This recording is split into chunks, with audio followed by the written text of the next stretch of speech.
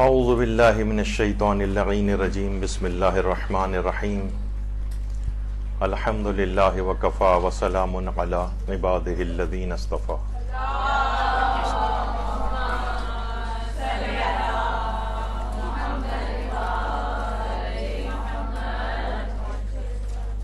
عمومی زندگی میں پیش آنے والے فقہی احکام پر ہماری گفتگو جاری تھی، اور انہی میں سے ایک مسئلہ یہ رسم منگنی کا بھی ہے. نکاح وغیرہ کے مسائل تو لوگ سنتے ہی رہتے ہیں، لیکن اس موضوع سے مربوط عموماً جتنی بھی تقریبات ہوتی ہیں وہ بھی تقریباً اس میں شامل ہیں.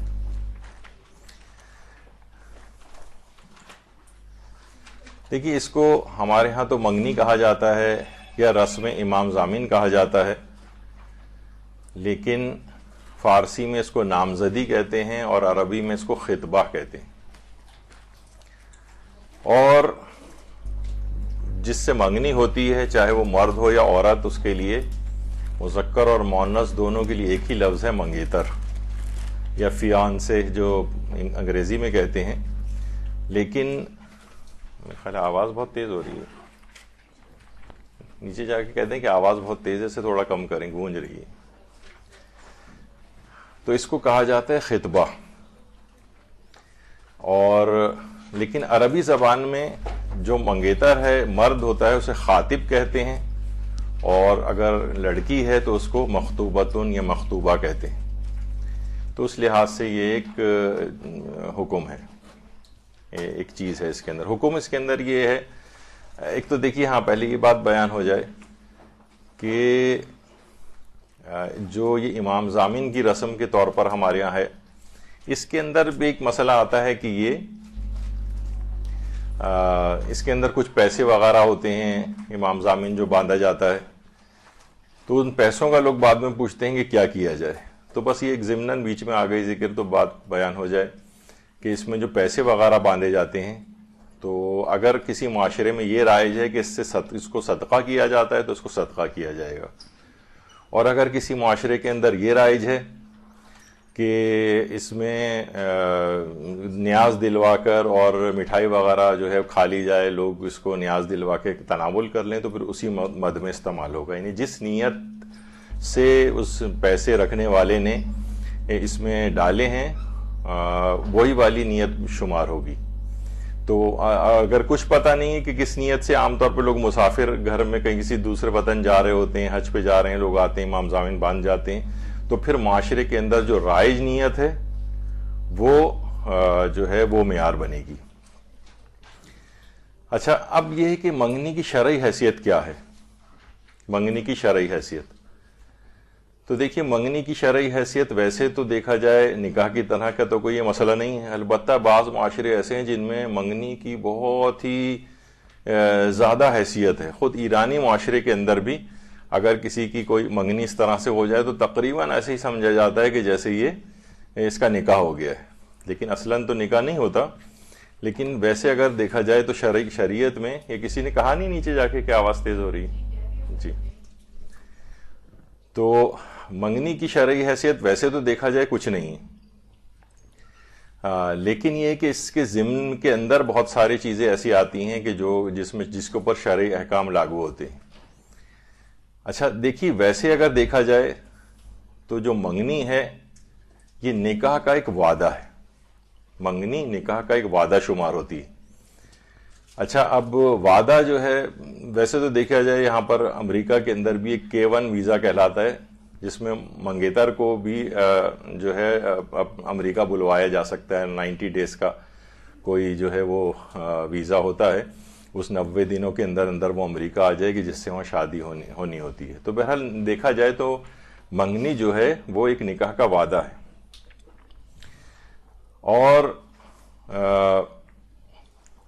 لیکن کیا منگنی کرنا شریعت میں جائز بھی ہے، جائز نہیں ہے؟ تو فی نفس ہی تو جائز ہے، فی نفس ہی تو جائز ہے منگنی. لیکن شریعت میں جائز تو ہے، لیکن اس سے جڑے ہوئے کچھ ایسے حرام کام ہیں کہ جن کی وجہ سے یہ ناجائز ہو سکتی ہے، جس کی ابھی آگے چل کر تفصیل بیان ہونے والی ہے. یعنی اس تقریب، ویسے خود نامزد ہونا یا انگیجڈ ہونا اس کے اندر کوئی برائی نہیں ہے، بلکہ آگے چل کر ہم اس کی تھوڑی سی تفصیل بھی بیان کریں گے. اچھا، پھر ایک چیز یہ بھی ہے کہ اس منگنی کا جو وہ مقصد ہے یہ کیا ہونا چاہیے. یہاں سے کھول دیجئے میرے خیال ہے کوئی. تو اس منگنی کا مقصد کیا ہونا چاہیے. تو منگنی کا مقصد دیکھیے اصلاً دیکھا جائے تو منگنی کا مقصد یہ ہے کہ دو جو پارٹیز ہیں وہ دو پارٹیز جو ہیں اس دوران ایک دوسرے کو ذرا دیکھ اور سمجھ لیں، ایک دوسرے کو دیکھ لیں، ایک دوسرے کو سمجھ لیں. عام طور پہ آپ دیکھتے ہیں کہ جب کوئی بھی معاہدہ کسی بھی دو ملکوں کے درمیان ہونے لگتا ہے، تھوڑی سی اس کی آواز کم کر.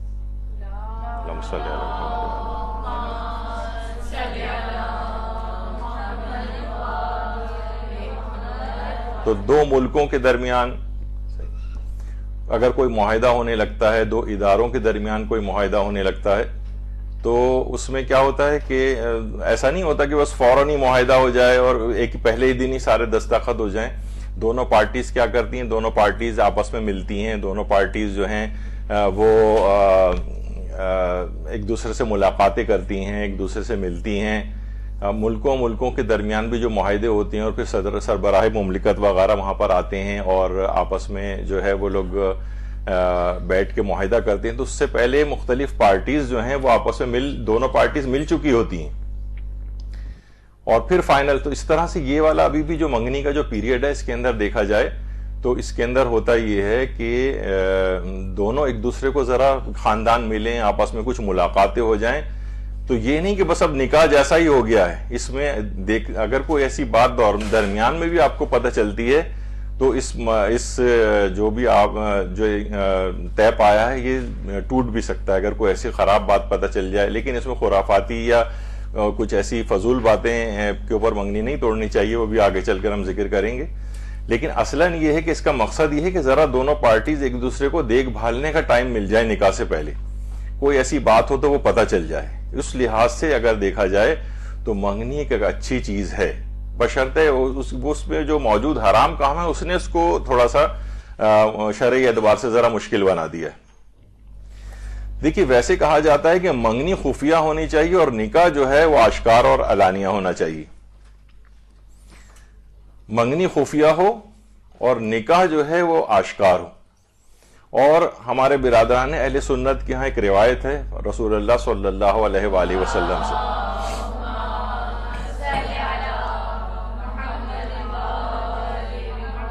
اظہر النکاح وقف الخطبہ، یعنی نکاح کو ظاہر کرو اور منگنی کو چھپا کر انجام دو. ویسے سند کے اعتبار سے ان کے ہاں بھی یہ روایت بہت زیادہ ثابت نہیں ہے، لیکن جو علماء ان کے بیان کرتے ہیں کہ نکاح کو ظاہر کرو والا پارٹ تو کہتے ہیں یہ ٹھیک ہے، وقف الخطبہ اس کے متعلق تھوڑا ان کا کلام ہے، لیکن مضمون بہرحال اس لحاظ سے صحیح ہے. کیونکہ دیکھیے اس کے اندر یہ ہے کہ ہمارے ہاں کیا ہوتا ہے کہ اس کو اتنا زیادہ نکاح کو تو علانیہ کرنا چاہیے، لیکن منگنی کو بہتر ہے کہ دونوں خاندان بالکل خاموشی کے ساتھ کوئی کسی ایک نتیجے پہ پہنچ کے کوئی ایک مقرر کر لیں، کوئی بھی ایک آپس میں جو بھی بات کرنی ہے ان کو. لیکن تاکہ اس دوران اگر کوئی ایسا مسئلہ ہو کہ منگنی ٹوٹ جائے یا بات آگے نہ بڑھے تو خاموشی سے وہ چیز ڈیزالو ہو جائے. یہاں پر اتنا زیادہ اس کو شو آف کر کے کیا جاتا ہے نکاح کی طرح سے کہ وہ بعد میں پھر اتنے زیادہ آشکار چیز ہوتی ہے کہ اس سے خاص طور پر وہ لڑکی سفر کرتی ہے جس کی منگنی ٹوٹ جائے بعد میں، اس کے آئندہ نکاح وغیرہ کے اندر مشکلات ہوتی ہیں. تو اس کے اندر اس کا پیغام دیکھا جائے یہ بظاہر اس کے اندر اچھی بات نظر آتی ہے کہ منگنی جو ہے ذرا خفیہ ٹائپ کی ہونی چاہیے. بالکل دونوں خاندان صرف 2-4 آدمی مل کر بیٹھ کر کوئی چیز طے کر لیں، بس یہ کافی ہے. لیکن اتنے بڑے پیمانے پر رسم امام ضامن کرنا، اتنے بڑے پیمانے پر دور دور سے لوگوں کو بلانا اور یہ سب کچھ کرنا، تو یہ اتنا شاید اچھا نہیں ہے. اچھا، اب کیا یہ تحقیق جو ہے وہ منگنی کے بعد بھی جاری رہ سکتی ہے؟ ایک تو ہے کہ بھائی رشتہ طے کرنے جا رہے ہیں تو پہلے سے تحقیق کر لو، تو پہلے سے تحقیق تو ہونی چاہیے، ایسے تو رشتہ نہیں کرنا چاہیے. لیکن یہ ہے کہ منگنی کے بعد بھی کیا تحقیق جاری رہے؟ بہت سو کو تو ہم نے دیکھا کہ نکاح کے بعد بھی تحقیق کرتے رہتے ہیں. تو نکاح کے بعد تو خیر معاملہ ہاتھ سے نکل جاتا ہے, لیکن منگنی کے بعد جو ہے وہ بھی اگر ایسی کوئی بات پتہ چلتی ہے آپ کو تو وہ بھی کر لینی چاہیے. اور اگر اس میں کوئی ایسی بات پتہ چلے کہ جو بہت ایسی ناقابل برداشت ہو تو منگنی توڑی بھی جا سکتی ہے. تحقیق میں بہت سارے خواص کا بھی پتہ چلتا جاتا ہے. ایک صاحب اپنی بیگم سے پوچھ رہے تھے کہ تم مجھ سے آخر شادی پہ کس طرح سے تیار ہو گئی؟ تو خاتون کہنے لگیں کہ ایک دفعہ میں نے گھر کی بالکنی سے آپ کو برتن مانجتے دیکھ لیا تھا. تو یعنی بہت ساری چیزیں خصوصیات پتہ چلتی ہیں. ارے تو بڑی اچھی خصوصیات ہیں, بری خصوصیات بھی پتہ چل سکتی ہیں.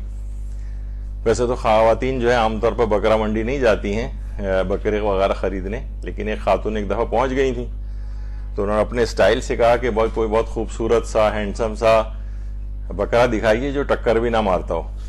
تو اس نے کہا جو بیچنے والا ہے کہ خاتون یہاں پر قربانی کے بکرے ملتے ہیں, شادی کے بکرے نہیں ملتے. تو بہرحال یہ بھی خواتین کے اندر بہرحال بات مشہور ہے کہ جو اچھا شوہر تو شاید ہی کسی کو شاذ و نادر ہی ملتا ہے, جو ملا اسی کو ٹھوک بجا کے صحیح کیا جا سکتا ہے. تو بہرحال تحقیق بعد میں بھی جاری رہتی ہے. منگنی کے بعد بھی کوئی ایسی بات پتہ چلے, کوئی ایسی خصوصیت پتہ چلے جس سے شادی ہونا اچھا نہیں ہو شمار, تو پھر اس کو توڑا بھی جا سکتا ہے. اچھا, اب جلد بازی کے جو فیصلے عام طور پہ ہمارے ہاں ہوتے ہیں کب ہوتے ہیں؟ مثلا کوئی رشتہ بیرون ملک سے آ گیا ہے, اب جناب وہ لڑکا بس ایک ہفتے کے اندر جا رہا ہے اور بس اسی کے اندر جو ہے نکاح کر دیا جائے. یہ جلد بازی کے فیصلے زیادہ تر ہم نے دیکھا ہے کہ بہت خوفناک ہوتے ہیں.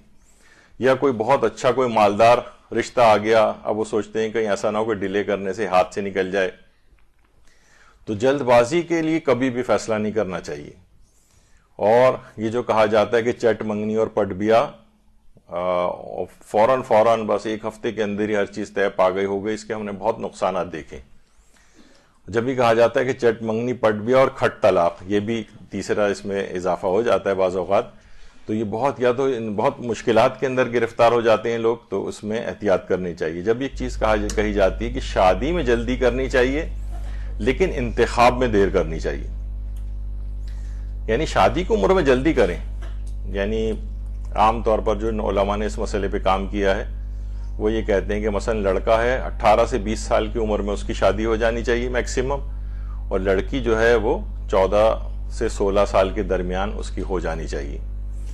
تو شادی کی عمر میں جلدی ہو لیکن انتخاب میں تاخیر ہو. اس میں یہ نہ ہو کہ بس ادھر رشتہ آیا اور ادھر فوراً آپ کہیں کہ نہیں چلو بھائی فوراً نکاح کر لیا جائے یا فوراً شادی کر کے رخصت کر دیا جائے. یعنی تھوڑا سا وقت لینا چاہیے, ادھر ادھر سے معلومات لینی چاہیے. معلومات فوری نہ مل رہی ہوں تو کم سے کم ملاقاتوں کا ایک سلسلہ ہو, یا ایسی خفیہ ٹائپ کی ایک منگنی وغیرہ کر دی جائے, پھر ان سے میل ملاقات رشتہ داروں کی آپس میں ہو, نہ کہ وہ منگیتروں کی ملاقات نہیں, یعنی جو رشتہ دار ہیں ان کی آپس میں ملاقاتیں ہوں تاکہ ان کے متعلق صحیح طور پر پتہ چل سکے. عام طور پہ دیکھیے جس وقت رشتے مانگنے کا جو سین چل رہا ہوتا ہے اس کے اندر آتا ہے, کبھی کبھی میں سنتا ہوں ادھر ادھر خاندانوں میں بھی کہ بھائی بہت شریف لوگ ہیں, اس قسم کی بات کہی جاتی ہے تو مجھے بڑی زبردست ہنسی آتی ہے. لوگ کہتے ہیں بھائی کیوں اثر؟ میں نے کہا ابھی تو سب جتنے بھی آتے ہیں اس وقت انتہائی شریف ہوتے ہیں, شادی کے بعد یہی سارے آپ کے نزدیک بدمعاش اور یہ سب ہو جاتے ہیں.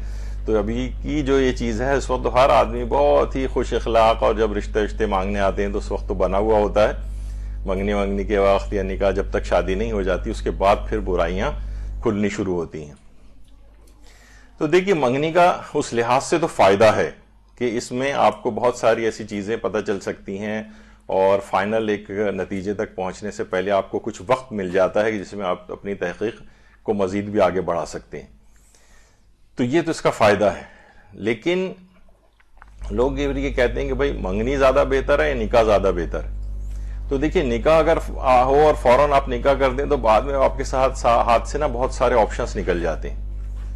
یا تو پھر وہ نکاح کے اندر شرط ورط ٹائپ کی کوئی چیز رکھی جائے, لیکن بہرحال نکاح ایک بڑی چیز ہو جاتا ہے. تو منگنی ہی بہتر ہے. البتہ یہ بھی آگے چل کر ہم ذکر کریں گے کہ جو بہت طولانی نہیں ہونی چاہیے. لوگ بہت بڑے بڑے اور لمبے لمبے دورانیے کی منگنیاں کر لیتے ہیں, بلکہ نکاح بھی اتنے لمبے دورانیے کے نہیں ہونے چاہیے, وہ بھی آگے بات آئے گی اس کی. تو یہ دیکھا جائے کہ جیسے خاص طور پہ وہ کہ بھئی وہ لڑکا جو ہے امریکہ سے آیا ہوا ہے اور بس اس کو کر کے جانا ہے یہاں سے، تو اس میں پھر یہ ہے کہ پھر آپ فی الحال منگنی کر دیں، وہ بھی خفیہ ٹائپ کی، اور اس دوران ذرا تحقیق وحقیق کرتے رہیں، اور پھر ان کی بات کو نہ سنیں کہ دوبارہ اس کا آنا مشکل ہے اور پیسے بہت خرچ ہو جائیں گے، تو یہاں تو آپ کی لڑکی خرچ ہونے کے لیے جا رہی ہے بیچاری، یعنی وہ تو اس کی زندگی داؤ کے اوپر لگ جائے گی، تو اس میں آپ کو وقت لینا چاہیے۔ تو فی الحال کوئی اس طرح کو کوئی معاملہ ہو تو اس میں منگنی بہتر ہوتی ہے، اور یہ فوراً نکاح کر کے، کیونکہ اس کے بعد پھر کیا ہے، وہ آپ کے ہاتھ پاؤں کٹ جاتے ہیں، وہ لوگ بھی لیزی ہو جاتے ہیں، اور اس کے بعد 4 5 5 6 سال، بلکہ ہم نے تو 15 20 سال تک بھی لڑکیاں یہاں بیٹھی دیکھی ہیں، اور وہ کئی سال بعد آ کے وزٹ کر کے چلے جاتے ہیں، اس کے بعد بلواتے تک نہیں، حتیٰ کہ اولادیں بھی سب یہیں پیدا ہوتی ہیں۔ تو بڑی مشکلات کا چیز شکار ہو جاتی ہے۔ تو یہ اتنی جلد بازی کرنا اور یہ سب کچھ کہ فوراً نکاح کر دینا اور اپنے ہاتھ پاؤں کو کٹوا لینا، یا تو یہ کہ اس میں ایسی شرط بھی رکھ دی جائے نکاح میں کہ جس میں مطلق طور پر وکالت لے لی جائے طلاق کا صیغہ جاری کرنے کی۔ اگر کوئی اس میں پس و پیش کر رہا ہے تو کسی عالم سے ملوانا چاہیے اور ان کو قائل کرنا چاہیے، بلکہ ان کی گھر میں خاندان میں بھی لڑکیاں ہوں گی، ان کو بھی ایڈوائز کرنا چاہیے۔ ہر لڑکی کا یہ حق ہے کہ وہ نکاح میں اپنی یہ والی شرط رکھ سکتی ہے، چاہے مشروط طور پر چاہے مطلق طور پر وکالت کی، کہ وہ ان شرطوں کا خیال رکھ کے یا مطلق طور پر جب چاہے طلاق کا صیغہ جاری کر سکتی ہے۔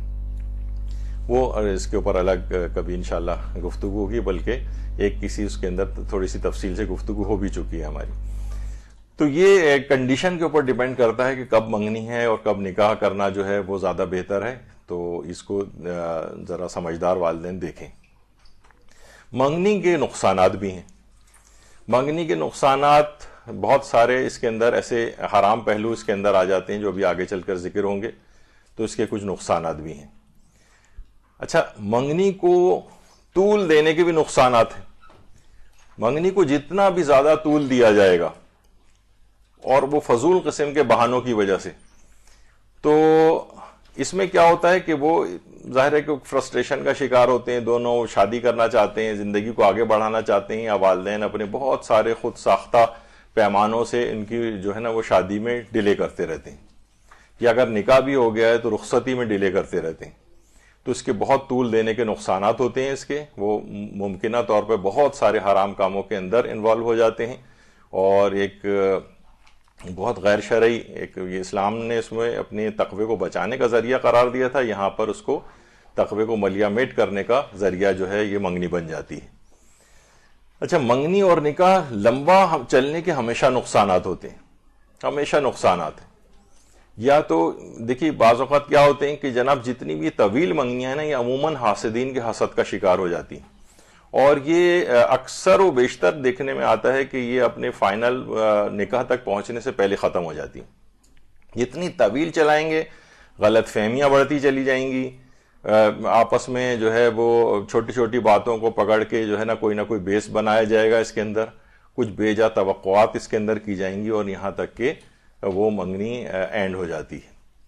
تو طویل منگنیاں عام طور پر حاسدین کے حسد کا شکار ہو جاتی ہیں۔ اچھا، دوسرے کی یہ جو خوشی کی جو تقاریب ہوتی ہیں، اس میں رشتہ داروں کی رسم منہ پھلائی بھی ہوتی ہے۔ یہ ہر جگہ یہ اوپر ہوتا ہے، یہ دیکھنے میں آتا ہے کہ اس میں کوئی نہ کوئی دوسرے کے گھر میں خوشی ہو رہی ہے، کوئی نہ کوئی کسی نہ کسی بہانے سے کچھ رشتہ دار آپ کو منہ پھلائے ملیں گے، ان کو منایا جا رہا ہوگا، ان کو سوچا جا رہا ہوگا کہ کس طریقے سے ان کو کیا جائے، اور وہ کسی صورت قابو آنے کو تیار نہیں ہوتے۔ یہ ایک بہت ہی بری بات ہے۔ کسی کے گھر میں شادی ہے، کسی کے گھر میں نکاح ہے یا رسم امام ضامن ہے، اور اس میں کچھ رشتہ دار جو ہے رنگ میں بھنگ ڈال رہے ہیں، ان کے شرطیں لگا رہے ہیں آنے کی اس کے اندر، اور پتہ نہیں کیا کیا۔ یہ انتہائی غلط ایک بات ہے۔ کسی گھر کی خوشی کو اس طرح سے خراب کرنا، خود آپ کے گھر میں اور دوسرے شخص کے بھی گھر کے اندر اس طرح کی چیزیں ہوتی ہیں، اور دوسرا کوئی ایسا کرے تو کتنا برا والی بات ہے یہ۔ تو چاہے یہ منگنی ہو، اس کے اندر بھی اس طرح کے کچھ نہ کچھ منہ پھلائے رشتہ دار ہوتے ہیں اس کے اندر۔ تو بہرحال یہ بھی ایک رسم کے طور پر ہے، رسم منہ پھلائی جسے کہا جاتا ہے۔ خیر، اچھا، اب منگنی اور نکاح کو طول دینے کے کچھ غیر ضروری بہانے ہم نے دیکھیے کہ اس کو ان بہانوں کا سہارا لے کے ان چیزوں کو طول دیا جاتا ہے۔ یہ بہت لمبا کھینچا جاتا ہے، بعض اوقات سالوں کھنچ جاتے ہیں، بعض اوقات جو ہے وہ مہینوں کھنچ جاتے ہیں، اور اسی کے دوران جو کام ہونا ہوتا ہے وہ ہو جاتا ہے، ٹوٹ جاتی ہیں، غلط فہمیاں پیدا ہو جاتی ہیں وغیرہ۔ اس میں ایک اور بھی چیز ہوتی ہے، بیجا توقعات۔ بیجا توقعات یعنی کچھ ایسی توقعات کہ جس کا نہ اسلام نے کوئی کہا ہے آپ سے، کچھ ایسی توقعات ان سے کی جانے لگتی ہیں۔ مثلا ہم نے دیکھا ہے چھوٹی چھوٹی چیزوں پہ، بھائی منگنی ہوئی یا نکاح بھی ہوا تو اس کے اندر کیا ہوتا ہے کہ جناب وہ ان کے دامادوں کے بھی جوڑے آنے چاہیے۔ یعنی میں نے دیکھا ہے کہ غریب سے غریب بھی ان کے پتہ نہیں کون کون سے رشتہ دار، بلکہ ایک اور چیز آگے، پہلے تو شاید وہ ویسے ہی سوٹ ووٹ دے دیے جاتے تھے بغیر سلے ہوئے، اب یہ کہ کسی خاص جگہ یا کسی خاص درزی وہاں پر جا کر وہ اپنے ناپ دیں گے اور وہاں پہ سلائے سوٹ جو ہیں اس طرح سے ان کو دیے جائیں گے۔ اور یعنی غریب سے غریب لوگ بھی اتنا ان کے اوپر ایک برڈن ڈال دیا گیا ہے، یا انہوں نے خود اپنے ذمے لے لیا ہے۔ تو انہوں نے دامادوں کو نہیں دیے، ہماری چچیوں کو نہیں دیے اور خالاؤں کو نہیں دیے اور ان کے نہیں دیے اس پہ۔ یا مثلا ہم تو جب بھی جاتے ہیں 2 کلو مٹھائی لے کر جاتے ہیں اور ان کی اماں آتی ہیں تو 2 درجن کیلے لے کر آ جاتی ہیں خالی۔ اس طرح کی بہت ساری چیزیں سننے میں آتی ہیں۔ تو یا مثلا خالہ کہیں سے ٹپک پڑتی ہیں کہ یہ کون سی تم نے کس جگہ اس سے شادی کر دی، اس سے کہیں زیادہ اچھی تو میری فہمیدہ تھی مثلا۔ تو اس طرح کی بھی بہت چیزیں جو ہے وہ سننے کو ملتی ہیں۔ بہت سی ہم نے مثلا دیکھا ہے اس کے اندر کہ جناب وش نہیں کیا برتھ ڈے کے اوپر فیس بک پہ، تو اس پہ بھی منگنیاں ٹوٹتے، بلکہ نکاح تک ٹوٹتے دیکھیں۔ تو یا مثلا کوئی چچی اس کے اندر ناراض ہو جاتی ہیں کہ مووی میں میرے تصویر نہیں لی گئی، یا ہمیں جانا پوچھا نہیں گیا، یا سٹیج پہ زیادہ دیر نہیں بٹھایا وغیرہ اس طرح سے۔ تو یہ بیجا توقعات ہیں۔ یعنی اس طرح کیا ہے کہ اس میں یہ بہت ساری چیزیں نکلتی چلی جاتی ہیں، اور پھر ان کو کوئی نہ کوئی الزام لگا کے کہ یہ بہت کنجوس ہیں، انہوں نے فلاں چیز نہیں دی، اور یہ وہ اتنے سارے اس میں پہلو، یہاں تک کہ وہ حاسدین کے حسد کا شکار منگنی ہو جاتی ہے، غلط فہمیاں بڑھتی چلی جاتی ہیں، یہاں تک کہ منگنی ٹوٹ جاتی ہے۔ تو یہ کیا ہوتا ہے کہ اتنا وقت آپ نے دے دیتے ہیں، اتنی سپیس دے دیتے ہیں ان افراد کو کام کرنے کے لیے، تو یہ کبھی بھی طول نہیں کھینچنی چاہیے، بہت مختصر ہو اگر ہو بھی، اور وہ بھی خفیہ ہو، تاکہ زیادہ بدنامی کا باعث بھی نہ بنے۔ اچھا، خود ساختہ مجبوریوں کی بھی ایک فہرست ہے جناب۔ لوگ کہتے ہیں بھائی اس وجہ سے بھی ڈیلے کر رہے ہیں کہ یہ مجبوری ہے۔ مثلا جو ہے وہ لڑکا یا لڑکی کی جو ہے نا ابھی تعلیم پوری نہیں ہوئی ہے، بھائی لڑکا اور لڑکی جو ہیں وہ بعد میں بھی اپنی تعلیم مکمل کر سکتے ہیں، بلکہ ہم نے دیکھا ہے ہمارے تو خود میڈیکل کالج اور اس کے بعد جن کی یعنی پوسٹ گریجویشن وغیرہ اتنے لمبے پروسیجر بعض اوقات 7 8 10 سال کے ہو جاتے ہیں، تو اس میں کہاں تک، تو بہت سارے لوگ جو ہوتے ہیں وہ اسی طرح شادیاں کر لیتے ہیں اور یعنی سیریس ہوتے ہیں اپنی پڑھائی میں، تو بعد میں بھی سلسلہ چلتا رہتا ہے، اور اس کے بعد پوسٹ گریجویشن کمپلیٹ ہو جاتی ہیں۔ تو یہ کوئی وہ نہیں ہے کہ ان کی پہلے تعلیم مکمل ہو جائے گی تو پھر جب تک یہ منگنی چلتی رہے گی، تو نتیجہ یہ ہوگا کہ پھر وہ بہت زیادہ امکان ہے کہ وہ غلط فہمی ہو جائے گی اس میں، اور وہ رشتہ ختم ہو جائے گا۔ تو لڑکے یا لڑکی کی تعلیم کو کبھی بہانہ نہیں بنانا چاہیے، اور اسی طریقے سے یہ لڑکے کے اچھے برسر روزگار ہونے کا انتظار کرتے رہنا۔ بھائی ابھی ایسے ہی پھرتا رہے گا جب تک کہ اگر کوئی اس کے اوپر ذمہ داری آ جائے گی، شادی ہو جائے گی، تو بہت ہی جلدی نوٹ کیا گیا ہے کہ ایسے افراد جن کی جلدی ایج میں شادی ہو جائے، مثلا 18-20 سال میں، تو جس عمر میں لوگ اپنے کیریئر کا آغاز کرتے ہیں، یہ 10 سال میں 28 سال کی عمر تک سیٹل ہو چکا ہوگا۔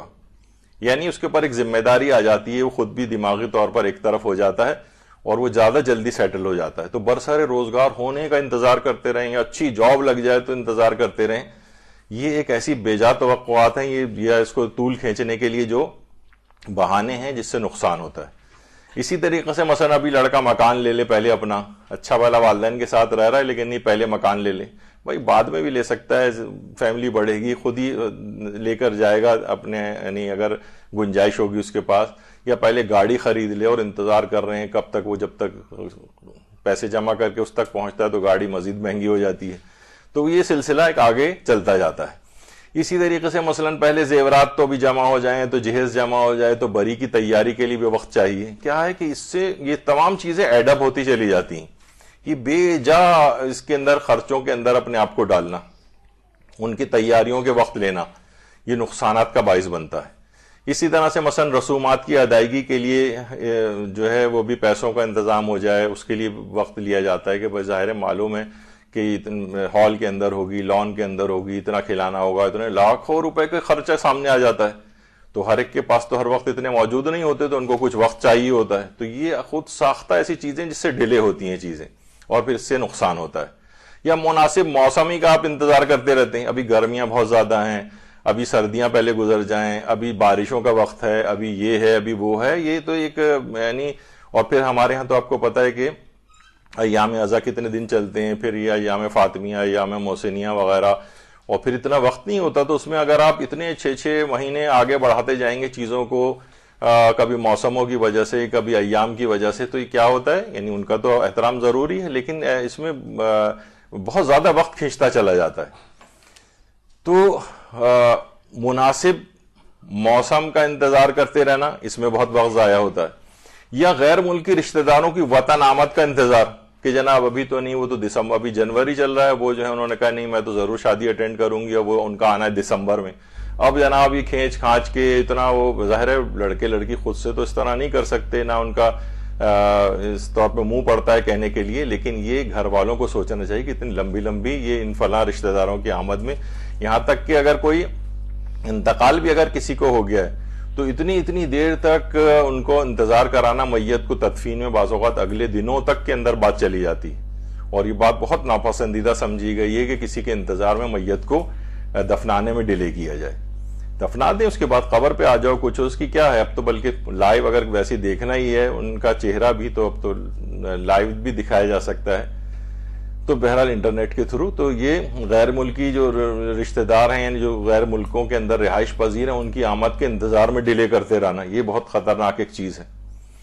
تو یہ مروجہ جو منگنی کی رسم ہے، اکثر یہ نکاح کو بہت تاخیر میں ڈال دیتی ہے. ظاہر ہے ابھی کسی نے 15-20 لاکھ اس روپے اس پہ خرچ کیے ہیں تقریب کے اوپر اور کپڑوں اور سب کے اوپر، اب فوراً کیسے نکاح کر دیں، اس کے لیے پھر وقت چاہیے ہوتا ہے کہ اتنے پیسے جمع ہو جائیں اور چیزیں اور سب چیزیں. تو کیا ہوتا ہے کہ نکاح کو بھی یہ اور ڈیلے کر دیتی ہے چیز، حالانکہ کوئی ایسی پرماننٹ چیز نہیں تھی، لیکن اس کی وجہ سے خود اصل نکاح تاخیر میں پڑ جاتا ہے. تو منگنی جو عام طور پر اس کی ٹوٹنے کی جو عمومی وجوہات ہیں وہ اسی طرح کی، اس طرح کے طول دینے سے بہت زیادہ اس کے اندر غلط فہمیاں پیدا ہو جاتی ہیں، خود ان منگیتروں میں غلط فہمیاں ہو جاتی ہیں، ایک دوسرے سے بے جا توقعات وابستہ ہو جاتی ہیں، جب وہ پورا نہیں کر پاتے تو تلخی ہوتی ہے، اور اس کے بعد پھر بالآخر اس کا انجام اچھا نہیں ہوتا ہے.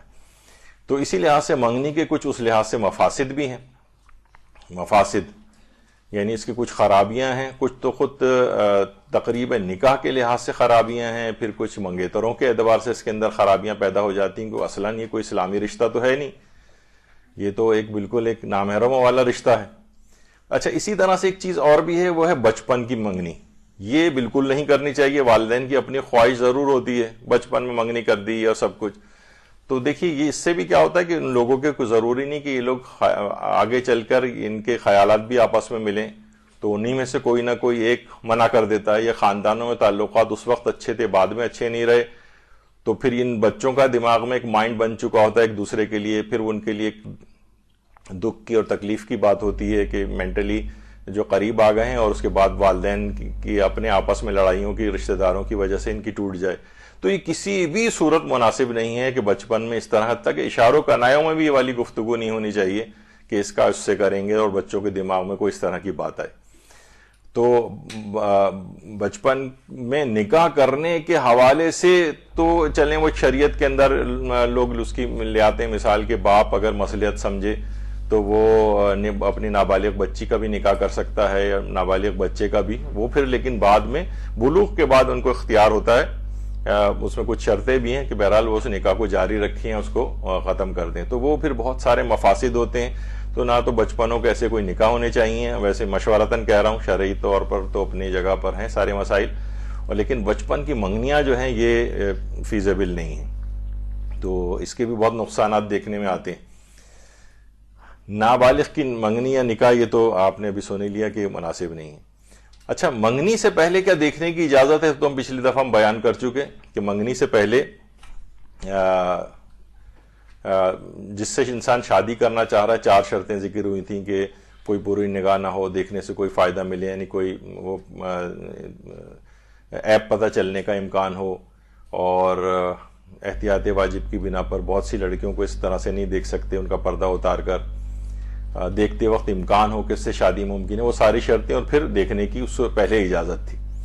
تو منگنی سے پہلے تو دیکھنے کی اجازت ہے.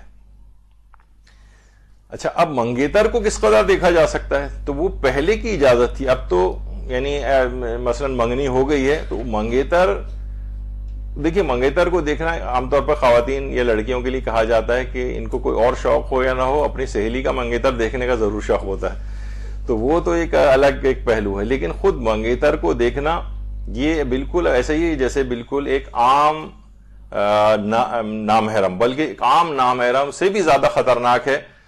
تو اس میں تو ظاہر منفی قسم کے جذبات وغیرہ جو ہیں وہ اس کے اندر آ سکتے ہیں. تو اچھا خواتین کے لیے بھی ہے کہ جو آپ نے اس سے پہلے سنا تھا کہ مرد وہ 4 شرطوں کا خیال کر کے جس لڑکی سے شادی کرنا چاہ رہا ہے اس کو دیکھ سکتا ہے. تو لڑکی بھی کیا اپنے جس سے شادی کرنا چاہ رہی ہے اس کو دیکھ سکتی ہے؟ تو اس کا جواب یہ ہے کہ احتیاط مستحب یہ ہے کہ اس کو نہ دیکھے. تو اس میں پھر سوال ابھرتا ہے کہ آخر یہ کیوں منع کیا گیا ہے؟ تو اس کا جواب میں اپنے طور پر شرارتاً کہتا ہوں کہ پھر تاکہ منع نہ کر دیا جائے دوسری طرف سے, اس وجہ سے منع کیا گیا اس کو کہ یعنی ہو سکتا ہے وہ انکار کر دے دیکھنے کے بعد. تو بہرحال احتیاط مستحب ہے کہ اس کو نہ دیکھے, لیکن یہ کہ بہرحال ایک واجب حکم تو نہیں ہے. تو منگیتر کو کس قدر دیکھا جا سکتا ہے؟ تو اسی طرح بالکل اس کا حکم ہے جس طرح ایک نامحرم کو دیکھا جاتا ہے.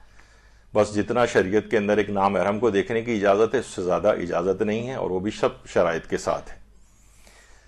اچھا دیکھنے سے کچھ پتہ چلے, کوئی شکل و صورت کے اندر کوئی ایسی بات پتہ چلے, جیسے کہا جاتا ہے نا کہ چائنا کے اندر دوسری شادی کا رواج کیوں نہیں؟ کیونکہ چائنیز کو پتا ہوتا ہے کہ جو دوسری آئے گی وہ بھی اسی کی شکل کی ہوگی, تو اسی سے گزارا کر لیا جائے ابھی فی الحال جو موجود ہے. تو یعنی کوئی شکل کے اندر کوئی ایپ پتہ چلے یا کوئی اس طرح کی چیز ہو تو اس لحاظ سے دوبارہ دیکھنے کی بھی اجازت ملتی ہے, کوئی ایپ اگر پتہ چلانا ہے. اچھا البتہ اس کے اندر کیا ہوتا ہے عام طور پر منگیتر, تو وہ ایک دوسرے کے اوپر بری نگاہ بھی جو ہے وہ ڈال سکتے ہیں, اور حرام نگاہ جو ہے جو ایک نامحرم کے اوپر ڈالی جاتی ہے, اس پہ ہمارا کتاب جو ہے وہ مدرسے سے شائع بھی ہوئی ہے. اس کے اندر تمام وہ چیزیں جو اس کے اندر قباحتیں ہیں, کتنے جو گناہ ہیں, اس کے جو اثرات ہیں, ان سب کے اوپر کافی سیر حاصل گفتگو ہوئی ہے. تو اگر کسی کو شوق ہو تو اس کو لے کے پڑھ سکتا ہے حرام نگاہ کے نام سے. اچھا عام طور پہ یہ ہوتا ہے کہ جناب منگنی اگر کسی کو توڑنی بھی ہے تو یا تو کہتا ہے ہمارا استخارہ نہیں آیا. بعض اوقات تو لوگ نکاح بھی توڑتے ہیں اور کہتے ہیں استخارہ نہیں آیا, تو لوگ کہتے ہیں بھائی نکاح کے بعد استخارہ آپ کروانے کی تو پہلے والے کرانے کی چیز ہے جب نکاح سے پہلے. تو بہرحال منگنی کے لیے دیکھیے ویسے بات بتا دوں کہ علماء نے شادیوں کے لیے خاص طور پر استخارے کو پسند نہیں کیا ہے. یعنی اس میں یہ کہ اس سے پہلے مشوروں سے آپ کام چلائیں. ہمارے یہاں پہ استخارے کے اوپر پورا ایک درس ہو چکا ہے, کافی تفصیلی, 2.5 گھنٹے کا غالباً. تو اس کے اندر ساری تفصیل آئی تھی کہ مشورے سے پہلے کام چلائیں, مشورے میں کن افراد سے مشورہ لیا جائے, ان میں کیا شرطیں ہونی چاہیے, اور پھر اگر مشورے سے ایک طے نہ ہو اور 2 الگ الگ اس میں گروپس بن جائیں ان شرائط رکھنے والوں کے, تو پھر معارضہ جب ہو جائے استشارے میں تو پھر استخارے کا مسئلہ آتا ہے. یعنی جب دونوں کے مشوروں میں ٹکراؤ ہو جائے تو پھر استخارہ کیا جاتا ہے. لیکن علماء کہتے ہیں کہ یہ اتنا پسندیدہ نہیں ہے کہ آپ مثلا اچھا بھلا رشتہ ہے, سب کچھ دل مطمئن ہے, لیکن آپ پھر بھی قرآن کھول کے بیٹھے ہوئے ہیں یا تسبیح سے استخارہ کر رہے ہیں یا کروا رہے ہیں, تو یہ اس کی کوئی پسندیدہ نہیں سمجھا گیا. اس کو مشوروں سے مسئلہ طے ہو جانا چاہیے اور استخارے. اسی طریقے سے مثلا جو کاروبار کیے جاتے ہیں, آیت اللہ حسین بروجردی تو کاروبار میں استخارہ کرنے کو منع کرتے تھے. وہ کہتے تھے کہ ظاہر کاروبار میں تو نفع اور نقصان ہوتا ہے, ایک نیچرل سی ایک اس کے اندر بات ہے. تو جب اس کا نقصان ہو جائے گا اور اس کا استخارہ مثلا صحیح آیا تو اس کا اللہ پر سے اعتماد متزلزل ہو جائے گا. تو کاروبار کے اندر استخارہ نہ کرو. باقی عام مباح چیزیں جو ہیں اس کے اندر, اچھا استخارے کا بھی ایک مفہوم ایک الگ ہے, طلب الخیر سے نکلا ہے. بس اللہ پر بھروسہ کرتے ہوئے اس کام کو کر ڈالو, یہ ہے استخارہ. اصل استخارہ یہ ہے. اب وہ تفصیل ہے اس کی کہ قرآن سے اور جو وہ ہے تسبیح سے, اور استخارہ ذات الرقا, اور بہت سارے جو اور استخارے ہیں ان کے الگ پہلو ہیں. اس پہ آپ الگ سے سن لیجئے گا اس درس کو. تو بہرحال استخارے کا بہانہ بنانا, یہ مشوروں سے ہی منگنی طے ہونی چاہیے اور استخارے وغیرہ کے ذریعے اس کو نہ کیا جائے. اور اگر کبھی ایسا مسئلہ ہو جائے کہ مشوروں میں ٹکراؤ ہو جائے تو پھر ایک اپنے دل کو ایک رجحان ڈالنے کے لیے استخارہ کیا جا سکتا ہے، لیکن استخارہ اصل وہی ہے کہ خدا پر توکل کرتے ہوئے اس کام کو کر ڈالو۔ اچھا، منگنی کے ساتھ عام طور پر پھر لوگ کہتے ہیں کہ بھائی جب یہ ظاہرہ بھی تو نامحرم ہے تو کیا کیا جائے، ایک صیغہ محرمیت نہ ان کے لیے پڑھ دیا جائے کہ باقی اور کوئی ان کو آزادی نہ ہو، صرف یہ کہ ایک دوسرے کے لیے محرم ہو جائیں، کچھ پردے وردے کی مخالفت ہو جائے تو چلو اس کے اندر چل جائے۔ تو الگ سے ویسے صرف موجودہ مجتہدین میں آیت اللہ حافظ شیخ بشیر نجفی صاحب کا یہ فتویٰ ہے خالی، کہ وہ کہتے ہیں کہ ٹھیک ہے اس طرح سے ایک شرط لگا کے کہ باقی اور کوئی ازدواجی حقوق اس میں نہیں پورے کیے جا سکتے، صرف ایک صیغہ محرمیت جو ہے وہ پڑھ دیا جائے، یعنی عارضی نکاح یا متع وغیرہ جسے کہا جاتا ہے، اور اس میں اس شرط کے ساتھ تو پھر اس شرط کی پابندی کرنی پڑے گی اور ایک دوسرے کے لیے صرف محرم ہو جائیں گے۔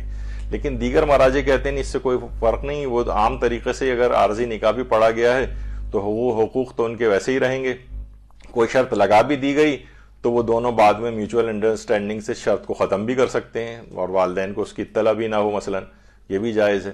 تو اس کا اصلاً دیکھا جائے تو اس کا کوئی فائدہ نہیں ہے۔ تو منگنی کے ساتھ یہ جو عارضی نکاح عام طور پہ کر دیا جاتا ہے، تو ویسے میں کہوں کہ یہاں پہ پاکستانی ماحول اور معاشرے کے اعتبار سے کچھ کمیونٹیز کے اندر یہ ہوتا ہے، اور وہ کہتے ہیں کہ بھائی یہ جن کو حرام اور گناہ سے بچانا ہے تو بہرحال پھر ایک عارضی نکاح ان لوگوں کو کر دیا جائے اور عقد دائمی جو ہے وہ اپنے ٹائم کے اوپر ہو جائے گا۔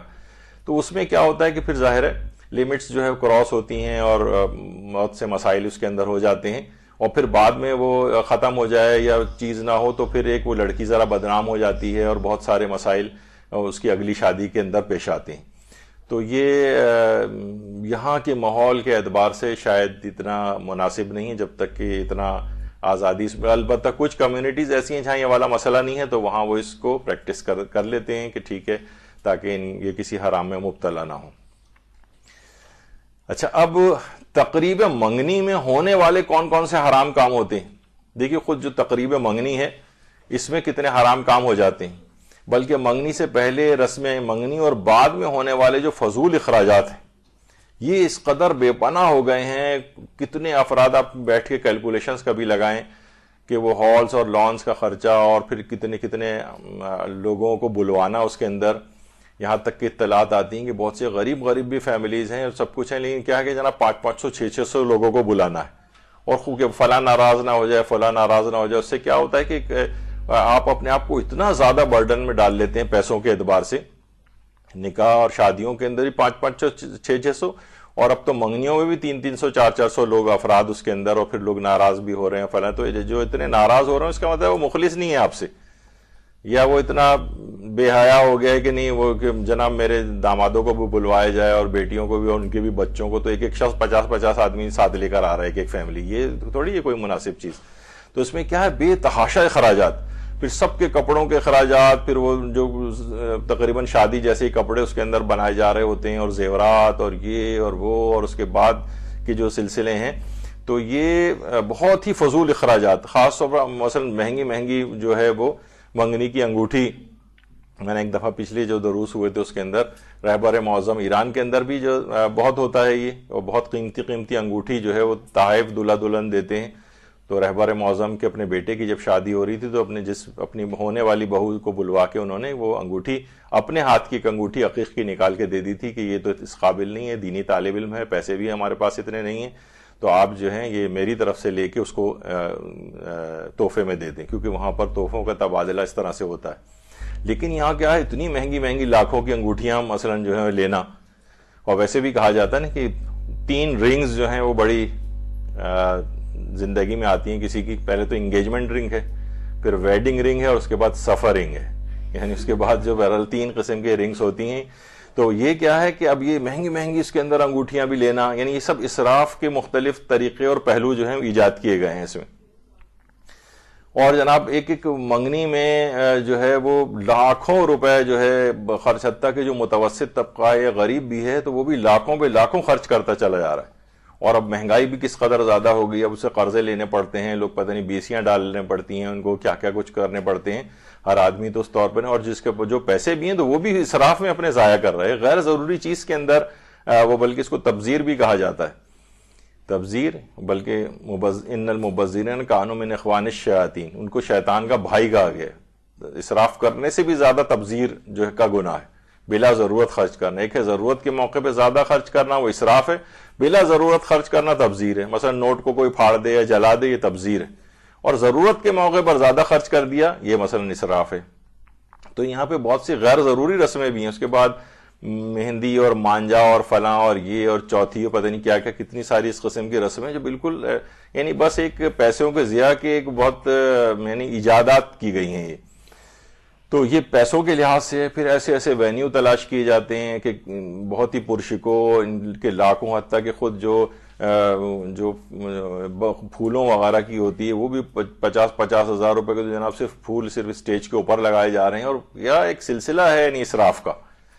یعنی وہ تھوڑی دیر کی اپنی چند گھنٹوں کی ایک بادشاہت کے لیے کہ لوگوں پہ اپنا ایک جعلی روپ ڈالنے کے لیے آپ اس طرح سے اپنے آپ کو مصیبت کے اندر مبتلا کر دیں اتنے زیادہ. اور پتہ نہیں کون کون سی وہ چیزیں ہیں. وہ مہندی بھی اگر جا رہی ہے تو وہ ہر لڑکی کے ہاتھ میں اس طرح کی پتہ نہیں کتنی چیزیں ہیں. یعنی ایک یہ سب آپ لینے جائیں بازار میں، سب بہت قیمتی اور وہ ہو گئے ہیں جو آج کل جو سیزن چل رہا ہے. تو اس طرح سے ایک تو یہ اسراف کے لحاظ سے پیسے کا بہت زیادہ ضیاع. پھر ہے مکس گیدرنگ جو تقاریب کے اندر عام طور پر ہوتی ہے، اور اس قدر فواہشات اب یہ بہت عامت البلوہ، بڑی کامن سی چیز ہو گئی. یعنی حتیٰ کہ اب دلہا دلہن اور جن کی منگنیاں ہو رہی ہیں وہ بھی جو ہے ڈانس کر رہے ہیں اس کے اندر. پہلے تو چلو دلہن ایک شرما کے ایک جگہ بیٹھی ہوتی تھی، اب وہ بے شرمی کے ساتھ سب لوگوں کے سامنے مثلا ڈانس کر رہی ہے، اور وہ دولہا بھی کر رہے ہیں اور دولہا کی ابا اور اماں بھی کر رہے ہیں اور خاندان کے بڈھے بزرگ بھی جو ہے وہاں آ کر رہے ہیں. اور مکس گیدرنگ ایک فسق و فجور کا ایک وہ ہے، پوری تقریب ہی تقریباً یقینی طور پر حرام کے اندر تبدیل ہو جاتی ہے زیادہ تر. تو اس کے اندر بہرحال یہ دیکھا جائے کہ یہ مکس گیدرنگ وغیرہ اس کے اندر اس طرح سے ہونا یہ بہت ایک خطرناک چیز ہے. اور نامحرم سے مووی بنوانا یا اس سے تصویریں کھنچوانا، یعنی دولہا سے بھی زیادہ جو اس وقت محرم ہوتا ہے تمام عورتوں کا بشمول دلہن کے، وہی مووی بنانے والا یا جو وہ ہے کھینچنے والا ہوتا ہے تصویریں وغیرہ. تو یہ ان لوگوں کو اس طرح سے یعنی بہت یعنی جو حرام کام ہے وہ بڑھتے ہی چلے جاتے ہیں. تو یہ ان لوگوں سے نہیں کروانا چاہیے. اسی طرح سے اسٹیج پر مثلا منگیتر کے ساتھ جو ہے وہ بیٹھنا اسٹیج پر، اب دیکھا جائے نامحرم جو ہے اس کے ساتھ آپ کسی کو، یہ بالکل نامحرم ہے یہ دونوں آپس میں، بلکہ عام نامحرم میں سے زیادہ خطرناک ہے ایک دوسرے کے لیے. تو ان کو اس طرح سے جوڑ کے آپس میں بٹھا کے ان کے ساتھ تصویریں کھنچوانا، یہ سب کچھ یہ حرام اور گناہ ہے. اور خاص طور پر اس وقت جس وقت یہ بیٹھی ہوتی ہے تو یہ مکمل اس کے اندر ہوتی ہے، میک اپ وغیرہ کے اندر ہوتی ہے، اور اس میں نامحرم کے سامنے آنا اور اتنا اپنے آپ کو بنا سنوار کر پیش کرنا، یہ خود اس کے اندر ایک حرام پہلو اس کے اندر آ جاتا ہے. تو روایات میں ہے جو ہم نے پہلے بھی پیش کی تھی حضرت امیر المومنین علیہ السلام کی، اللہم صلی علی محمد و آل محمد.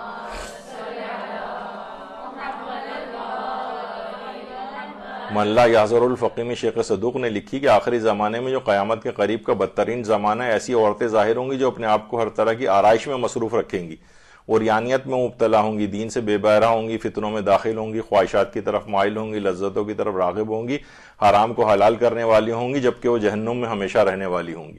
تو یہ کیا ہے؟ اس میں اپنے آپ کو آرائش اور اس میں ظاہر کر کے نامحرموں کے سامنے لے کر آنا. اب یہ دلہن یا جو بھی منگیتر بننے جا رہی ہے یہ پورے فل میک اپ اور اس کے ساتھ یہ جو اپنے منگیتر کے سامنے آ رہی ہے، اسی تقریب کے اندر کتنے اور نامحرم اس کو دیکھ رہے ہیں، وہ مووی والا دیکھ رہا ہے اور فلاں اور کتنے اور کزنس اور پتہ نہیں کون کون. تو یہ خود ایک بہت بڑا حرام ہے. لوگ اب حیرانگی سے تمام مسائل سنتے ہیں کہ ارے یعنی یہ کس دور کی باتیں ہو رہی ہیں. بھائی اسلام کی چیزیں نہیں حرام ہے. تمام علماء فتاوے اٹھا کر دیکھیں، پھر یہ سب چیزیں کیا ہوتی ہیں؟ بے برکتی کا باعث بنتی ہیں، پھر یہ ان کی منگنیاں ٹوٹتی ہیں، شادیاں ناکام ہوتی ہیں جب یہ سب حرام ان تقاریب کے اندر ہوتے ہیں. نامحرموں کے سامنے زینت کر کے آنا یہ جائز ہی نہیں. یہ جو لپسٹک آپ کو اس طرح سے نظر آ رہی ہوتی ہے، بلٹ ہے جو سمجھے جو زندگی روحانی زندگی کا خاتمہ کر رہا ہے. تو بہرحال یہ ہے کہ منگیتر آپس میں نامحرم ہے، باقی نامحرموں ان میں کوئی فرق نہیں ہے، بلکہ عام نامحرم کی نسبت اخلاقی فتنے اور حرام میں گرفتار ہونے کے زیادہ امکانات اس رشتے کے اندر پائے جاتے ہیں. تو اس میں بہت اس کی ضرورت ہے. اچھا، اسی طریقے سے ایک اور حرام اس میں یہ ہوتا ہے کہ منگنی میں مرد منگیتر کا سونے کی انگوٹھی پہننا. اب وہ کتنے خود مسائل ہیں اس کے اندر کہ مرد کے لیے سونے کی زنجیر گلے میں پہننا، یا سونے کی انگوٹھی ہاتھ میں پہننا، یا سونے کی گھڑی کلائی پر باندھنا، یہ حرام بھی ہے اور اس کے ساتھ نماز بھی باطل ہے. نماز بھی باطل ہے. تو اکثر منگنیوں کی اس میں اس کو سونے کی انگوٹھی لا کے پہنائی جاتی ہے.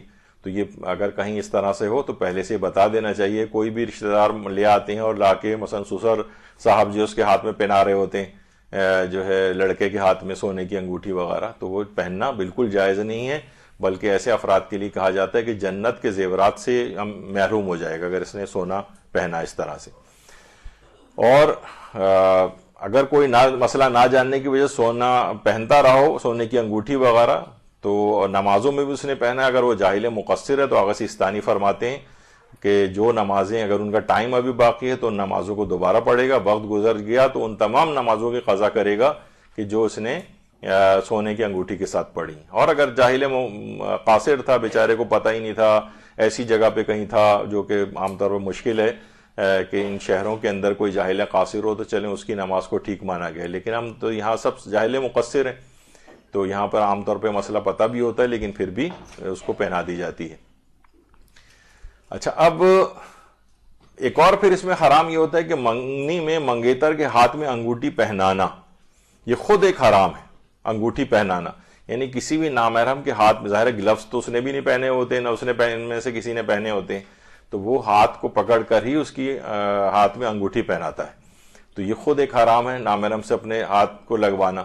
یعنی روایت میں پیغمبر اسلام صلی اللہ علیہ وآلہ وسلم فرماتے ہیں کہ کسی نامحرم عورت کے چھونے سے کسی شخص کے لیے بہتر یہ ہے کہ اس کے سر پر لوہے کی کیل سے سوراخ کیا جائے. چھونے خالی, تو کتنی یعنی اس کو ایک عام سا بالکل ایک سمجھ لیا گیا ہے کہ ہاں کوئی بات نہیں ہے, تو منگنی کے اندر تو ہوتا ہے, کون سی ایسی بات ہے اس کے اندر. تو یہ بات ہے, یعنی ہمیں پیغمبر اسلام کی جب وہ دیکھنی ہے اس کے اندر ہدایت کہ نامحرم کو چھونے سے بہتر ہے کہ سر پہ لوہے کی کیل سے سوراخ کر دیا جائے, ڈرل کر دی جائے سمجھیں اس کے. تو اسی طرح سے ایک چیز اب اور بھی ہونے لگی ہے, وہ ہے کہ مساجد میں منگنیاں اور یہ تقریبات, تو عام طور پر وہیں پہ ایک زری وغیرہ بھی بنی ہوئی ہوتی ہے, اکثر ہم نے وہاں پر دیکھا ہے کہ اس طرح سے تقاریب وغیرہ وہاں پر منعقد ہو رہی ہوتی ہیں. وہیں وہ نامحرم آپس میں خوب تیار ہو کے, عورتیں بھی سب ظاہر سب تیار ہو کر وہاں آئی ہوئی ہوتی ہیں, اور اکثر مکسڈ گیدرنگ جیسا ایک بالکل ایک سما ہو جاتا ہے. تو اس جگہ کا تقدس بھی خراب ہو رہا ہے. یا تو اتنی ایسی اس طرح سے احتیاط ہو کہ چلیں گراؤنڈ راؤنڈ میں بالکل الگ کمپارٹمنٹ بنا کے, عام طور پہ اس کا فلسفہ بھی ظاہر لوگوں کا یہی ہوتا ہے کہ بھئی وہاں جائیں گے تو وہاں ان سب چیزوں کی خرافات نہیں ہوں گے, لیکن وہ خرافات اب امام بارگاہوں میں بھی شروع ہو گئے, وہ مساجد میں بھی شروع ہو گئے. تو اکثر وہاں پہ جو افراد جو دیندار ہوتے ہیں وہ کوڑتے رہتے ہیں دیکھ کے کہ یہ کیا ہو رہا ہے, لیکن وہ لوگوں کے لیے بالکل عام سی بات بن گئی. کیا ہو گیا اس میں اگر ایسا ہو گیا؟ تو سب رشتہ دار ہی تو ہیں, سب کزنس ہی تو ہیں. مثلا اگر وہ چھوٹے پیمانے پہ بھی ہوتا ہے تو بھائی وہ نامحرم ہے وہ, اور ان کے سامنے عورتوں کا اتنا تیار ہو کے آنا نامحرموں کے سامنے, وہ چاہے انہوں نے اسکارف اور یہ سب بھی کیوں نہ پہنے ہوں تب بھی جائز نہیں میک اپ کی وجہ سے. تو یہ عام طور پر ان جگہوں کا تقدس اس لحاظ سے خراب ہو رہا ہے. امام بارگاہوں اور مساجد کے اندر چیزیں دیکھنے میں آ رہی ہیں. ایک چیز البتہ اور بھی ہے, مجھے پتہ نہیں کہ اس پہ کچھ کہنا چاہیے یا نہیں, البتہ کچھ ذات میں شرعی طور پہ تو کچھ نہیں کہوں گا, لیکن ذاتی فیلنگ کے طور پر مثلا کربلا میں لوگ جا کر شادیاں کر رہے ہیں, وہاں پہ پورے سب لوگ تیار ہو رہے ہیں اور حرموں میں جا کے وہ مووی بھی بن رہی ہے ان کی, وہ غم اور اس اندو والی جو جگہ ہیں خاص طور پہ کربلا, اور وہاں پہ جا کے ایسی خوشیوں کی تقریبات کرنا, ٹھیک ہے وہ ایک برکت کی نیت وہ ایک الگ ہے, لیکن شاید یہ وہاں کے ماحول کے لحاظ سے اتنی سازگار نہیں ہو. تو بہرحال اس میں دیکھنا چاہیے اور علماء سے پوچھنا چاہیے کہ اس میں کیا کرنا چاہیے. اچھا, منگنی کے بعد پھر فون پر بات چیت, تو اس میں کیا ہے کہ ظاہر ہے وہ عام بات چیت تو ہوتی نہیں, اس کے اندر پھر وہ نیگیٹو باتیں بھی آنے لگتی ہیں, منفی جذبات اور شہوات اور اس طرح کی چیزیں, یا اس قسم کے جو کہ نامحرم سے بالکل نامحرم اس کے ساتھ یہ سب باتیں ہو رہی ہیں, تو اس کے اندر بھی حرام پہلو آ جاتے ہیں. اور اس کے بعد بات چیت اور ملاقاتیں منگنی کے بعد جو ہوتی ہیں, کہا جاتا ہے نا منگنی کے بعد ایک ایسا لائسنس گفتگو کا مل جاتا ہے کہ وہ شادی کے بعد ان کے لیے کچھ بچتا ہی نہیں بات کرنے کے لیے, پھر خاموش بیٹھے رہتے ہیں, یا پھر یہ ہوتا ہے کہ محلے والے ان دونوں کی لڑائی کی آوازیں سنتے ہیں. تو منگنی کے بعد منگیتر سے بات چیت اور ملاقاتیں یہ بالکل نہیں اور نہیں ہونی چاہیے. اور منگیتر کو تحائف وغیرہ دینا ایسے ہی جیسے بالکل ایک نامحرم کو تحائف دے رہے ہیں, گفٹ بھجوا رہے ہیں اور اس پہ ہارٹ لگا ہوا ہے اور فلاں ہے, اور اس طرح کی سب جو چیزیں ہیں یہ یعنی نامحرم کے لحاظ سے یہ سب چیزیں بہت خطرناک ہیں. اگر ہمارا ابھی تھوڑے دن بعد ہی شاید وہ جو یہاں منایا جاتا ہے دن ویلنٹائنس ڈے، اس کے اوپر ہماری آپ پوسٹیں وغیرہ دیکھیے گا، اس میں مراجع کے مستفتات کے سلسلے میں، تو نامحرموں کے سلسلے میں تو سارا ہو رہا ہوتا ہے وہ، اس کو ٹھیک ہے لوگوں نے بہت سے کر دیا کہ نہیں اس سے تو ضرورت نہیں ہے، تو انسان بیوی سے کے لحاظ سے ویلنٹائن ڈے منا سکتا ہے اور اپنے اماں ابا کے ساتھ بھی ویلنٹائن، اب یعنی اس کو بالکل جس طرح شوگر کوٹڈ کر کے اس حرام کام کو، حالانکہ اس کی کسی کی بھی نیت یہ والی نہیں ہوتی زبردستی کی، وہی نامحرموں والا ہی دن ہے وہ، تو منگیتروں کو یا نامحرم کو اس لحاظ سے تحفے تحائف دینا، اس میں ایک برائی کا اندیشہ جو ہے وہ آگے چل کر آ جاتا ہے۔ اسی طرح سے منگیتر کے ساتھ ہنسی مذاق کرنا، اس میں ظاہر فحش قسم کے بھی مذاق آ جاتے ہیں، پیغمبر یہ بھی فرماتے ہیں صلی اللہ علیہ وآلہ وسلم۔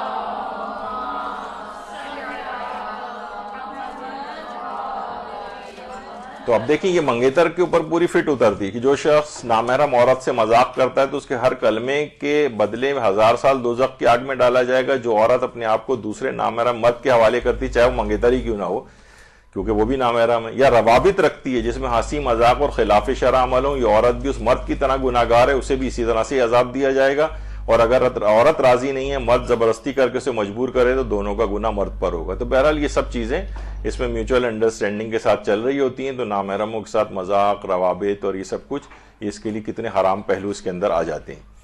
والدین کا منگیتر کے ساتھ گھومنے پھرنے کی اجازت دینا، یہ سمجھیں لائسنس ٹو کل جسے کہا جاتا ہے نا، یعنی ان کی روحانیت کو تباہ برباد کر کے رکھ دے گا۔ ایک نامحرم کے ساتھ جاؤ، گھومو پھرو، نامشروع ٹائم جو ہے وہ گزارو اس کے ساتھ، یہ والدین اس سلسلے میں اجازتیں دیتے ہیں باقاعدہ، اور بلکہ ہم دیکھنے میں آتا ہے ایک عجیب معاشرے کے اندر ایک ہے کہ منگیتر سے بات چیت اور گھومنے پھرنے کی اجازت ہوتی ہے، البتہ نکاح اگر ہو جائے تو ان کو ملنے سے روکا جاتا ہے بہت سی جگہوں پہ، یعنی بہت سی چیزوں میں بالکل الٹا جو ہے وہ معاملہ بھی ہے۔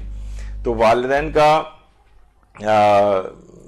جو ہے منگیتر کے ساتھ گھومنے پھرنے کی اجازت دینا، تو یہ اگر کوئی منگنی ہو بھی رہی ہے تو یہ آپ منگنی ہونے کے معنی ہی ہے کہ آپ ظاہر ہے وہ آپس میں فون پہ بھی بات کریں گے، ملیں گے بھی، وہ بھی گھر پہ آئیں گے، باہر بھی گھومنے لے کے جائیں گے، ڈنر پہ لے جا رہے ہیں فلاں چیز، تو یہ حرام کے بہت سارے اس کے اندر پہلو کھلتے چلے جاتے ہیں۔ یہ اس کے مفاسد ہے منگنی کے۔ منگنی اصلاً دیکھا جائے ایک اچھی چیز تھی، لیکن اس میں ان مفاسد کی وجہ سے وہ حرام ہو رہی ہے۔ اور مثلا یہاں تک پیغمبر فرماتے ہیں جس نے نامحرم سے مصافحہ کیا تو قیامت میں اس کے ہاتھ گردن سے بندھے ہوئے ہوں گے، اور اس کے بعد جہنم میں ڈال دینے کا اس کو حکم دیا جائے گا، صرف نامحرم سے ہاتھ ملانا۔ تو ان تمام رشتوں کے اندر جو نامشروع رشتے ایک لحاظ سے یہ منگیتروں کے جو ہو جاتے ہیں، تو یہ اس کے اندر ایک کامن سی چیز ہے کہ والے حرام پہلو اس کے اندر آتے ہیں۔ نامحرم پہ بری نگاہ ڈالنا حرام ہے، بلکہ آغا سیستانی فرماتے ہیں کہ اگر بری نگاہ نہ ہو تب بھی احتیاط مستحب ہے کہ نگاہ نہ ڈالی جائے، یعنی انسان اگر کسی اسلامی حکم کے اوپر عمل کرنا چاہے تو نگاہ ڈالنا بھی احتیاط مستحب کے خلاف سمجھا گیا۔ یہ ہیں فقہی، اب چاہے ان احکام کو آپ دفن کر دیں کتابوں کے اندر، اپنے اوپر نافذ نہ کریں تو ایک الگ بات ہے، لیکن اصلاً اسلام کے تو یہ احکام ہے۔ فرماتے ہیں مرد کے لیے جائز نہیں کہ وہ نامحرم عورت کے بالوں اور بدن کے کسی حصے کو سوائے چہرے، ہاتھوں کو کلائیوں تک دیکھے۔ یہ دیکھنا شہوت کے ساتھ ہو یا حرام میں پڑنے کے خوف کے ساتھ ہو، یا دونوں میں کوئی صورت نہ ہو، ہر صورت میں دیکھنا جائز نہیں ہے۔ اس طرح چہرے اور ہاتھوں کو کلائیوں تک شہوت کے ساتھ یا حرام میں پڑنے کا اگر خوف ہو تو دیکھنا جائز نہیں ہے۔ ان دونوں صورتوں کے علاوہ چہرے اور ہاتھوں کو کلائیوں تک دیکھنا جائز ہے، اگرچہ احتیاط مستحب یہ کہ پھر بھی نہ دیکھے۔ یعنی اتنی اسلام احتیاط بتا رہا ہے، اور یہاں اتنی ہی زیادہ اس کو چھوٹ دی جا رہی ہے اس میں معاملے، بلکہ ایک دوسرے کو بہت تیار ہو کر آ رہے ہیں اور ایک دوسرے کو دیکھ رہے ہیں، اور حرام کی طرف جاتا ہے۔ اور یہاں تک کہ لعنت کی گئی ہے پیغمبر نے کہ خدا لعنت کرے بری نگاہ ڈالنے والوں پر اور اس کی دعوت دینے والوں پر۔ اب یہ جو منگیتر جا رہی ہے تیار ہو کے اپنے منگیتر سے ملاقات کے لیے، اس کو بری نگاہ ڈالنے کی دعوت دے رہی، اس پہ بھی لعنت ہے جو بری نگاہ اس کے اوپر ڈالے گا، اور یہ جو اپنے آپ کو پیش کر رہی ہے اس طرح سے میک اپ وغیرہ کر کے، تو اس کے اوپر بھی پیغمبر فرما رہے ہیں کہ خدا لعنت کرے۔ تو یہی وجہ ہے کہ فرماتے ہیں کہ چند لمحوں کی ان حرام لذتوں کا انجام طولانی مشکلات اور مصائب ہے، یعنی ان کو جو آخرت میں جھیلنے پڑیں گے، اس دنیا کے اندر جھیلنے پڑیں گے۔ عام طور پہ لذتوں کا دورانیہ بہت مختصر ہوتا ہے، لیکن اس کے اثرات بہت لمبے چلتے ہیں۔ تو بہرحال یہ اس کے اندر ایک مسئلہ ہے۔ پھر منگیتر ہے، اس سے جناب رومانٹک جو ہے گفتگو جو ہے وہ کی جا رہی ہے، اور سب کچھ یہ سب اس کے اندر آتا ہے۔ تو عشقیہ گفتگو کرنا نامحرم سے یہ سب حرام ہے، کیونکہ منگیتر بھی حرام ہے، نامحرم ہے، تو اس کے ساتھ اس قسم کی جو عشقیہ گفتگو کرنا یہ بھی حرام ہے، اور غیر اخلاقی باتوں میں وارد ہونا یہ جائز ہی نہیں۔ آغا سیستانی نے ابھی تھوڑے دن بعد ہی جب ویلنٹائن ڈے آئے گا تو اس کے اندر آپ دیکھیے گا کہ اس میں ہم یہ فتاوے سب شیئر کیے جائیں گے۔ اور فرماتے ہیں کہ نامحرموں سے بیکار و فضول محبت، یہ پاک صاف وجدانی محبت، یہ سب کچھ نہیں ہے. فرماتے ہیں وہم و خیال سے زیادہ یہ باتیں حقیقت نہیں رکھتی، اور شریعت کسی ایسے ارتباط کی اجازت نہیں دیتی جو انہیں حرام کی طرف لے جانے والی ہو. یعنی شریعت میں اس کی کوئی پہلو نہیں ہے. لوگ سوچ رہے ہیں کہ بھئی منگیتر ہے، آپس میں انڈرسٹینڈنگ اور محبت کا ان کا ایک جذبہ کریٹ ہو جائے گا. اسلام نے اس کو پسند نہیں کیا ہے، کیونکہ اصلاً یہ کوئی رشتہ ہی نہیں ہے. اچھا، اس کے بعد منگنی، وہ کہتے ہیں جناب منگنی کے بعد یہ ہوگا کہ شادی کے بعد کی جو زندگی کی پلاننگ ہم کریں گے اور کہ کیسے زندگی، ابھی وہ بھی آگے چل کر ہم ذکر کریں گے اس بات کا کہ واقعتاً اگر کوئی ایسا ہو تو اس میں کیا اسلامی لحاظ سے کیا چیز ہونی چاہیے. لیکن یہاں پر یہ ہوتا ہے کہ پلاننگ سب ایک طرف، وہ تو کسی اور سمت کی طرف چلے جاتے ہیں. اسی طرح ایک سوال یہ بھی پوچھا کہ بعض اوقات حیرانگی بھی ہوتی ہے منگیتر کے ساتھ حج پہ جانے کا کیا مسئلہ ہے. بھائی منگیتر بالکل ایسے ہی جیسے کوئی پوچھے نامحرم کے ساتھ حج پہ جانے کا کیا مسئلہ ہے. وہی ہے جو کسی بھی نامحرم کے ساتھ حج پہ، اتنے سارے نامحرم اور بھی تو قافلے میں ہوتے ہیں، بس ایسے ہی انہی کے ساتھ. لیکن اگر کوئی جا رہے ہیں اس طرح سے کہ وہ ساتھ رہیں یا مثلا ان کو آپس میں ذرا انڈرسٹینڈنگ کا موقع ملے، تو وہ تو پاک و پاکیزہ ہونے کی جگہ ہے. وہاں پر یہ نامحرم کے ایسے رشتے جنہیں اسلام نے پسند نہیں کیا، اسلام کیسے گوارا کرے گا کہ حج پہ ان چیزوں کے خیالات ساتھ لے کر جائیں. اچھا، پھر یہ کہ منگنی سے نکاح یا نکاح سے رخصتی کا وقت کیسے، ابھی ایسا ہو بھی جاتا ہے کہ اتنا ٹائم اگر ہو رہا ہے تو واقعتاً اس کے اندر وہ جو پیریڈ ہے اس کے اندر جیسے لڑکی کے والدین یا لڑکا یا لڑکی میں سے کوئی ایک بھی اگر دیندار ہے اور دوسرا فریق جو ہے وہ اتنا دین کی طرف مائل نہیں ہے، تو مثلا 5-6 مہینے ہیں تو اس میں جو ہے نا وہ فقہی احکام یا کوئی تربیت اولاد یا اس طرح کی اور بہت ساری چیزیں، یعنی اسلامی لحاظ سے دوسرے فریق کو وہ ذرا وہ کر سکے، پریپیئر کیا جا سکے. یا خاندان والے ہی دیکھیں کہ بھئی یہ مثلا بہو جو آ رہی ہے یہ اتنی پردے وردے کی پابند نہیں ہے، کچھ نہیں ہے، تو ان کو اس دوران اس کی کوئی تربیت ہو جائے جو اس درمیانی جو پیریڈ ہے.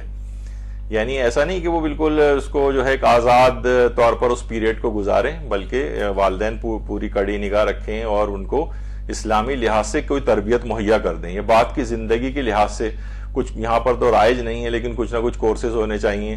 آیت اللہ مظاہری نے غالباً اپنی اس کتاب میں لکھا ہے کہ مجھے بڑی خواہش ہے کہ جن کی بھی شادی ہونے والی ہو ان کو کوئی بھی 6 مہینے کے 3 مہینے کے ایسے کورسز کروائے جائیں شادی شدہ زندگی سے متعلق. بعد میں سسرال کے ساتھ وہ کیسے ڈیل کرے، کیا کرے، ساری چیزیں اس کو پہلے سے بتا دی جائیں، اور بچوں کی پیدائش کے حوالے سے اور یہ سب کچھ، یعنی سمجھے تمام معلومات لے کے پھر شادی کی انسٹیٹیوشن میں وہ آئے. وہ تو بہرحال یہ جو پیریڈ ہے اس درمیان کا، یہ کسی فسق و فجور اور حرام میں گزارنے کے بجائے ان کو اس طور پر نیکی کی چیزوں کے اندر وارد کیا جائے.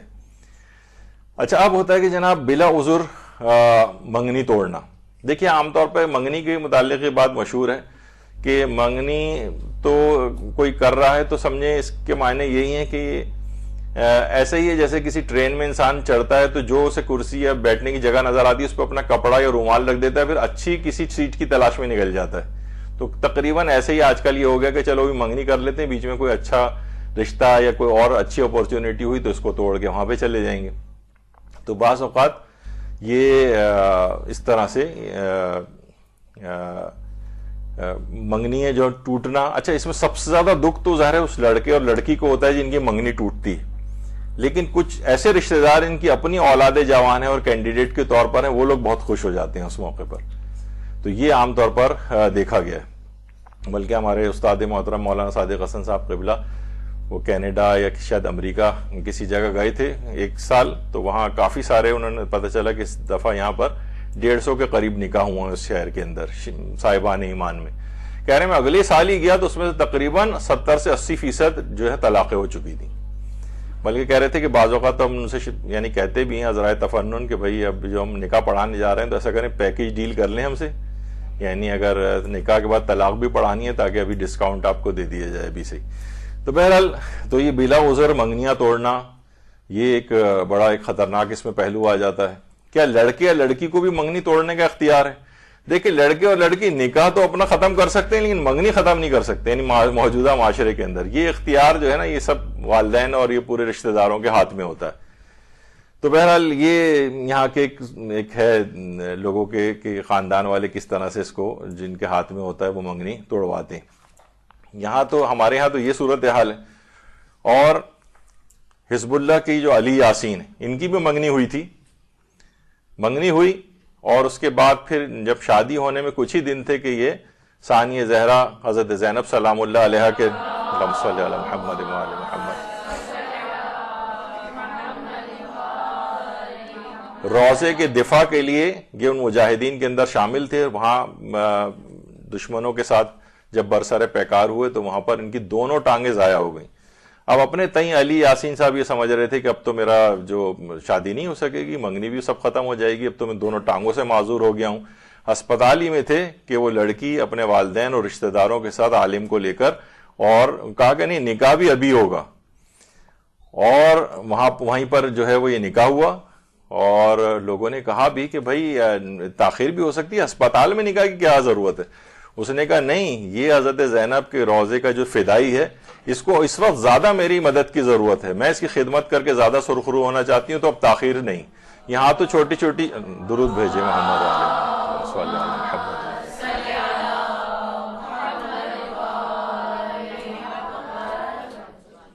تو اس طرح سے نہ صرف یہ کہ ان چھوٹی چھوٹی باتوں پہ منگنی توڑی نہیں جاتی, بلکہ اس کو اور مضبوط کر لیا جاتا ہے, اور مضبوط کر لیا جاتا ہے. اور اس کے بعد حالانکہ تو یہ افراد ایسے ہیں کہ معاشرے کے اندر بہرحال ایک مثال ان کی دی جا سکتی ہے. تو اچھا, منگنی ٹوٹنے کے بعد بھی, اچھا منگنی کی حد تک تو یہ تھا, منگنی ٹوٹنے کے بعد بھی حرام و گناہ کا سلسلہ چلتا ہے. وہ سلسلہ کیا چلتا ہے کہ جناب اس کی برائیاں خاندانوں کی شروع ہو جاتی ہیں, اور ایسی ایسی برائیاں, کوئی پوچھتا ہے بھائی کیوں تمہاری منگنی ٹوٹ گئی, تو وہ دونوں خاندان ایک دوسرے کی اس قدر برائیاں, غیبتیں, تہمتیں, الزامات, کنجوس تھے, آوارہ تھے, کیریکٹر اچھا نہیں تھا لڑکی کا, یہ وہ پتہ نہیں کیا کیا, یعنی ان کی چیزیں, ان کے متعلق گناہوں کا ایک بہت لمبا سلسلہ ایک شروع ہو جاتا ہے. یعنی وہ سلسلہ کہاں سے شروع ہوا تھا, وہ اسراف سے شروع ہوا تھا. اس تقریبات میں تقریب کے حرام کاریاں تھیں, اس کے بعد منگیتر کے درمیان جو ہے غیر شرعی جو روابط اور یہ سب چیزیں یہاں سے ہوتے ہوتے یہاں تک کہ منگنی ٹوٹی, اور منگنی ٹوٹنے کے بعد کی زندگی بھی ایک حرام اور گناہ کے اندر, یعنی دیگر خاندان والے بھی فل ٹائم اس کے اندر جو ہے وہ انوالو ہو گئے. اسی طرح سے جتنی متعدد منگنیاں ہوتی چلی جاتی ہیں نا, اتنی ہی زیادہ منگنیاں, اتنا ہی لڑکی کا کیس خاص طور پر کمزور ہوتا چلا جاتا ہے, وہ اس کی ویلیو گرتی چلی جاتی ہے. یعنی پھر وہ یعنی بہت مشکلات کا شکار. لوگ کہتے ہیں بھائی اس کی 3 منگنیاں پہلے بھی مثلا ٹوٹ چکی ہیں, 2 منگنیاں ٹوٹ چکی ہیں. لڑکے کے اوپر بھی کچھ نہ کچھ فرق پڑتا ہے, لیکن اس کا چل جاتا ہے ہمارے معاشرے کے اندر. تو متعدد منگنیاں یہ نقصان دہ ہوتی. اسی طریقے سے منگنی ٹوٹنے کے بعد انگوٹھی اور تحائف کی واپسی. دیکھیے بہت ساری چیزیں تو ایسی ہیں, تحفہ دینے کے بعد انسان کو اس کو واپس لینے کا حق ہے, لیکن ایک تو اس میں یہ ہے کہ پہلا تو یہ ہے کہ وہ بشرطے وہ تحفہ ختم نہ ہو گیا ہو. مثلا کسی نے, آپ نے کسی کو پیسے دیے تحفے کے طور پر, وہ اس نے خرچ کر دیا, اب جو چیز خرچ ہو گئی ہے اب وہ چیز موجود ہی نہیں رہی, تو واپس مانگنے کا حق نہیں ہے. یا مثلا آپ نے قربتاً اللہ کسی کو تحفہ دیا ہے گفٹ کے طور پر, کہ اللہ کا حکم ہے مومنین آپس میں گفٹ دیں. اگر آپ نے قربتاً اللہ کی نیت کر کے تحفہ دیا تو اب اسے واپس لینے کا حق نہیں. اسی طریقے سے رشتہ دار اگر ہیں, خونی رشتہ دار, ان کو اگر آپ نے کوئی گفٹ دیا ہے تو خونی رشتہ دار سے واپس لینے کا حق نہیں. یا پھر یہ ہبہ معوضہ کہلاتا ہے کہ عدل بدلے کا جو ایک تحفہ ہوتا ہے, لیکن اس میں بھی آغا سیستانی نے کہا کہ شوہر و بیوی, مثلا بیوی نے شوہر کو گفٹ دیا, شوہر نے بیوی کو گفٹ دیا, تو فرماتے ہیں اس میں کچھ شرطیں, کہا کہ بہرحال یہ عدلے کا بدلہ, یعنی یہ اس میں شمار نہیں ہوگا ہبہ معوضہ میں. تو بہرحال انگوٹھی عام طور پر یہ ہوتا ہے. اچھا, خالی صرف یہ منگنی والا ہی نہیں ہے مسئلہ, بلکہ نکاح ٹوٹنے کے بعد بھی مثلا وہ کہہ سکتے ہیں کہ بھائی ہم نے جو زیورات دی ہیں میں واپس کروں. اچھا, زیورات تو ایسے نہیں, اگر وہ بھی اگر بیچ بات کے ختم کر دی ہوں تو پھر وہ واپس, کیونکہ وہ تو ختم ہو گئے, اب وہ چیز ہی موجود نہیں رہی. لیکن جو چیزیں موجود ہیں وہ واپس پھر کرنی پڑیں گی, سوائے اس کے کہ وہ جس سے شادی ہوئی ہے یا جس سے منگنی ہوئی ہے, اگر وہ خونی رشتہ دار ہیں, مثلا خالہ زاد, چچا زاد, مامو زاد وغیرہ ہے, تو پھر خونی رشتہ دار کو اگر کوئی چیز دی جائے تو اس سے پھر وہ واپس لینے کا حق نہیں. لیکن کیا بیوی عام طور پر اس میں آتی ہے رشتہ داروں میں اس لحاظ سے کہ جس میں تحفے کو واپس نہیں لیا جا سکتا, تو اس میں سارے مراجع نے کہا ہے کہ نہیں, بیوی بہرحال عمومی طور پر اس میں شامل نہیں, سوائے اس کے کہ وہ خود ہی خونی رشتہ دار ہو جائے. لیکن جو اس کا کوئی رشتہ نہیں ہے تو فقط بیوی ہو جانا کسی کی یا منگیتر ہو جانا یہ اس کا سبب نہیں بنے گا. اور اگر وہ لوگ مانگیں منگنی یا نکاح ٹوٹنے کی صورت میں تو وہ تمام چیزیں، وہ کپڑے یا وہ زیور وہ جو ہے واپس کرنا پڑے گا. البتہ وہ یہ کہیں کہ جناب ہم نے ولیمے پہ اتنا خرچ کیا تھا، اب آپ لوگ رشتہ ختم کر رہے ہیں تو ہمارا ولیمے پہ مثلا 10 لاکھ خرچ ہوئے تھے تو یہ بھی ہمیں دو. تو یہ نہیں، وہ تو پیسے جو خرچ ہو کے ختم ہو گئے وہ واپس ہی نہیں لیے جا سکتے. لیکن جو چیزیں موجود ہیں جیسے انگوٹھی ہے منگنی کی یا نکاح کی، یا زیورات دیے گئے تھے یا کپڑے دیے گئے تھے، اس طرح کی جو چیزیں اور جو بھی موجود بھی ہیں، وہ اگر خونی رشتہ دار یہ لوگ آپس میں نہیں ہیں تو یہ واپس لینے کا حق رکھتے ہیں اور اس کو واپس کرنے پڑیں گے. تو یہ اس میں ایک منگنی کے ٹوٹنے کے بعد کا ایک مسئلہ اس میں آتا ہے. اور یہی مسئلہ نکاح کے بعد جو جہیز وغیرہ ہے دیا جاتا ہے، یعنی وہ تحائف کے طور پر، تو ان کی واپسی کا بھی یہی فقہی حکم ہے جو بھی آپ نے سنا ہے. اچھا، کسی کی اگر منگنی ہو چکی ہے تو اس کے گھر رشتہ بھیجنا کیسا ہے؟ مثلا ایک لڑکی کی منگنی ہو گئی تو اس کو کیا رشتہ بھیجا جا سکتا ہے؟ تو جی ہاں، فقہی اعتبار سے، یعنی یہ کیونکہ یہ منگنی کوئی اسلامی کوئی چیز نہیں ہے، یعنی کہ اس سے کوئی شرعی رشتہ پیدا نہیں ہوتا ہے، تو کوئی بات نہیں. یعنی دوسرا فریق بھی جو ہے اس کے باوجود اپنا رشتہ بھیج سکتا ہے. وہ چاہیں تو ریجیکٹ کر دیں کہ بھائی اس کی تو منگنی ہو گئی ہے، اب ہم تو یہیں کریں گے، تو وہ رشتہ ریجیکٹ ہو جائے گا. لیکن یہ نہیں کہ اس کا رشتہ بھیجنا ہی جائز نہ ہو، کیونکہ اچھا جس سے منگنی ٹوٹ چکی ہو اس سے ظاہر ہے اس لحاظ سے نکاح کرنے میں کوئی حرج نہیں ہے.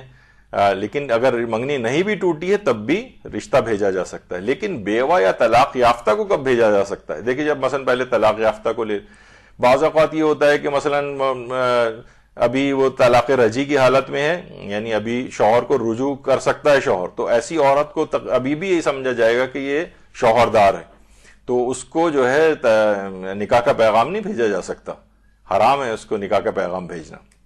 اچھا، اسی طریقے سے مثلا بیوہ ہے، بیوہ کو بھی جو ہے اس کے متعلق تو بلکہ جو ہے قرآن کی آیات ہیں، اس کو خطبۃ النساء، یعنی اس میں پروردگار عالم نے یہ بات کہی ہے کہ تمہارے، یعنی بیوہ کے حوالے سے بات ہو رہی ہے، تمہارے لیے نکاح کے پیغام کی پیشکش یا دل میں پوشیدہ ارادے میں تو حرج نہیں ہے. خدا کو معلوم ہے کہ تم بعد میں ان سے تذکرہ کرو گے، لیکن فی الحال خفیہ وعدہ بھی نہ لو، صرف کوئی نیک بات کہہ دو تو کوئی حرج نہیں، جب تک کہ مقررہ مدت پوری نہ ہو جائے عقد نکاح کا ارادہ بھی نہ کرنا. یعنی اگر کوئی بیوہ ہے اور 4 مہینے 10 دن کی وہ عدت گزار رہی ہے تو اس میں نکاح کا پیغام دینا یہ بھی صحیح نہیں ہے، اور دل میں پوشیدہ ارادے کی حد تک تو کہا ہے کہ حرج نہیں ہے، اور خفیہ وعدہ بھی نہ کرو اس سے، یہ بھی کہا ہے کہ خبردار اس سے خفیہ وعدہ بھی نہ کرو، اور مقررہ مدت جب تک پوری نہ ہو جائے عقد نکاح کا ارادہ تک نہ کرنا اس سے. کیونکہ دیکھیے جو بیوہ ہوتی ہے اپنے شوہر کے لحاظ سے اس کا ایک الگ، یعنی اس کا ایک احترام ہے. دیکھیے، اگر کسی عورت کو مثلا کوئی اس کا مرد شوہر طلاق دے دے، وہ کسی دوسرے ملک میں عورت کو بتایا بھی نہیں، مثلا وہ بیرون ملک گیا ہوا اور وہیں کسی بات پہ جھگڑا ہوا، اس نے وہیں بیٹھ کر طلاق، بیوی کو بتایا بھی نہیں اور طلاق کا صیغہ جاری کر دیا. 6 مہینے بعد جب وطن واپس آیا تو کہا میں تو تمہیں طلاق دے چکا ہوں. تو بیوی کو اطلاع کرنا بھی ضروری نہیں ہے شرعی طور پر، یعنی میں فقہی قانون کے طور پہ بتا رہا ہوں، ایسے بتا دینا چاہیے لیکن ضروری نہیں ہے. کہا کہ میں تو طلاق دے چکا ہوں. اب مثلا یہ اب سننے کے بعد یہ طلاق کا عدہ گزارے گی؟ نہیں، کیونکہ اس بات کو 6 مہینے یا سال گزر چکا ہے طلاق دیے، اب خود بخود وہ عدہ گزر گیا. اب یہ فوراً اگلے دن ہی کسی دوسرے شخص سے جا کر نکاح کر سکتی ہے. لیکن عدہ وفات میں ایسا نہیں ہے. عدہ وفات میں پتہ چلے کہ اس کا شوہر 1 سال پہلے مر چکا تھا، اس کو اطلاع آج ملی، اس کا عدہ آج سے شروع ہوگا، 4 مہینے 10 دن شوہر کی وفات کی اطلاع ملنے کے بعد. جبکہ عدہ طلاق خود بخود کاؤنٹ ہو جائے گا، چاہے بیوی کو اطلاع بھی نہیں تھی اور اتنا ٹائم گزر گیا جتنا عدے کے لیے گزرنا چاہیے، تو اگلے دن ہی جا کر نکاح کر سکتی ہے. لیکن طلاق، یہ عدہ وفات کے اندر جو متوفی ہے اس کا ایک خاص احترام بیوہ کے لیے. تو بہرحال جب بھی کہا جائے کہ دل میں یقینی طور پر ارادہ بھی نہ کرو اس سے شادی کا جب تک مدت نہ گزر جائے، اور کوئی خفیہ وعدہ بھی نہ لو کہ بھئی ٹھیک ہے ہم دونوں کی میٹنگز ہو رہی ہیں اور وعدے اور عہد و پیمان ہو رہے ہیں کہ بس جیسی 4 مہینے 10 دن گزریں گے تو ہم نکاح کر لیں گے. تو یہ سب چیزیں ایسی ہیں کہ ذرا جن کا خیال رکھنا چاہیے فقہی اعتبار سے. کیا منگنی کے لیے باپ کی اجازت ضروری ہے؟ تو جواب ہے منگنی کے لیے اجازت ضروری نہیں ہے، نکاح کے لیے باپ کی اجازت چاہیے. مثلا باپ کہیں شپ پہ ہے، 6 مہینے بعد واپس آئے گا اور نکاح جو ہے اس کے بعد ہی ہوگا، ابھی فی الحال باپ سے رابطہ ممکن نہیں ہو رہا، یا باپ کسی ایسی جگہ پہ جہاں رابطہ ممکن نہیں ہے، تو ابھی منگنی کر رہے ہیں تو منگنی کی حد تک باپ کی اجازت ضروری نہیں ہے، البتہ جب نکاح وغیرہ کا سلسلہ ہوگا تب باپ کی اجازت ریکوائرڈ ہوگی۔ تو ایک تو مسئلہ ہوا۔ اچھا، منگنی کے بعد نان و نفقے کے وجوب کا حکم، یہ بھی بعض اوقات میں نے کہا نا کہ ایران کے اندر تقریباً ایسے ہی سمجھا جاتا ہے جیسے اس کا نکاح ہو گیا ہے، تو بعض سے جگہ سوالات کے اندر یہ نظر آتا ہے، جبکہ ایسا کوئی بھی مسئلہ نہیں ہے۔ منگنی کے بعد نان و نفقے کا واجب ہونے کا کوئی حکم نہیں ہے۔ نکاح کے بعد رخصتی سے پہلے نان و نفقے کے وجوب کا جو حکم ہے وہ کیا ہے؟ وہ یہ ہے کہ ویسے تو آقا آیت اللہ خمینی اور رہبر معظم آیت اللہ خامنئی ان کا یہ فتویٰ ہے کہ اگر تمکین داشتہ باشد نفقہ واجب است، یعنی وہ کہتے ہیں کہ اگر ازدواجی لحاظ سے ان کو یہ ایک دوسرے کے حقوق جو ہے وہ پورے کر رہے ہیں تو اس سے پھر نفقہ واجب ہو جاتا ہے، چاہے ابھی باپ کے گھر ہی میں کیوں نہ موجود ہے، ان کو آزادی ہے ہر طرح سے ملنے کی، تو پھر نفقہ واجب ہو جائے گا۔ بہرحال آیت اللہ وحید خراسانی کہتے ہیں واجب نہیں ہوگا، اور آیت اللہ سیستانی فرماتے ہیں کہ اس میں عرف کو دیکھا جائے گا۔ عرف میں اگر یہ ہے کہ لڑکی رخصتی سے پہلے باپ کے گھر میں ہوتی ہے اور شوہر عام طور پر معاشرے کے اندر اس کو نفقہ نہیں دیتا ہے تو پھر اس کے اوپر نفقہ واجب نہیں ہوتا، جیسے کہ ہمارے معاشرے میں ہوتا ہے۔ یعنی اگر سلسلہ ایسا ہو جائے کہ یہ رہ رہے ہیں الگ الگ، باپ کے گھر میں رہ رہی ہے اور آپس میں کوئی ان کو ہر طرح کی آزادی بھی نہیں ہے اس لحاظ سے، تو اس میں فرماتے ہیں کہ نہیں، پھر نفقہ واجب نہیں ہوگا۔ البتہ اگر کوئی عرف ایسا ہے، ممکن ہے کسی ملک کے اندر ایسا ہو کہ نہیں، اس سے کیا فرق پڑتا ہے، یعنی عرف میں رائج ہو کہ نفقہ دیا جاتا ہے تو وہاں پہ نفقہ دیا جائے گا۔ اچھا، اب بعض اوقات یہ ہوتا ہے کہ عقد نکاح میں رخصتی سے پہلے کیا نان و نفقے کی شرط رکھی جا سکتی ہے؟ مثلا یہ اس وقت زیادہ ہی چیز کام آتی ہے کہ مثلا جو لڑکا ہے اب یہ نکاح کر کے چلا جائے گا، اب یہ 2-3 سال بعد رخصتی ہوگی، اب جب تک لڑکی گھر پہ ہے اور والدین کے خرچوں پہ، تو عقد نکاح کے اندر شرط رکھی جا سکتی ہے کہ اس پورے دوران یہ شخص جو ہے اس کو نان نفقہ مہیا کرے گا جب تک کہ اس کی رخصتی نہیں ہو جاتی۔ اگر عقد نکاح میں شرط رکھ دی جائے تو پھر نان و نفقہ اس کے اوپر واجب ہو جائے گا، لیکن منگنی وغیرہ سے اگر ہوئی ہو تو نان و نفقہ کسی صورت واجب نہیں ہوتا ہے۔ دیکھیے، سمجھدار والدین ہیں، ان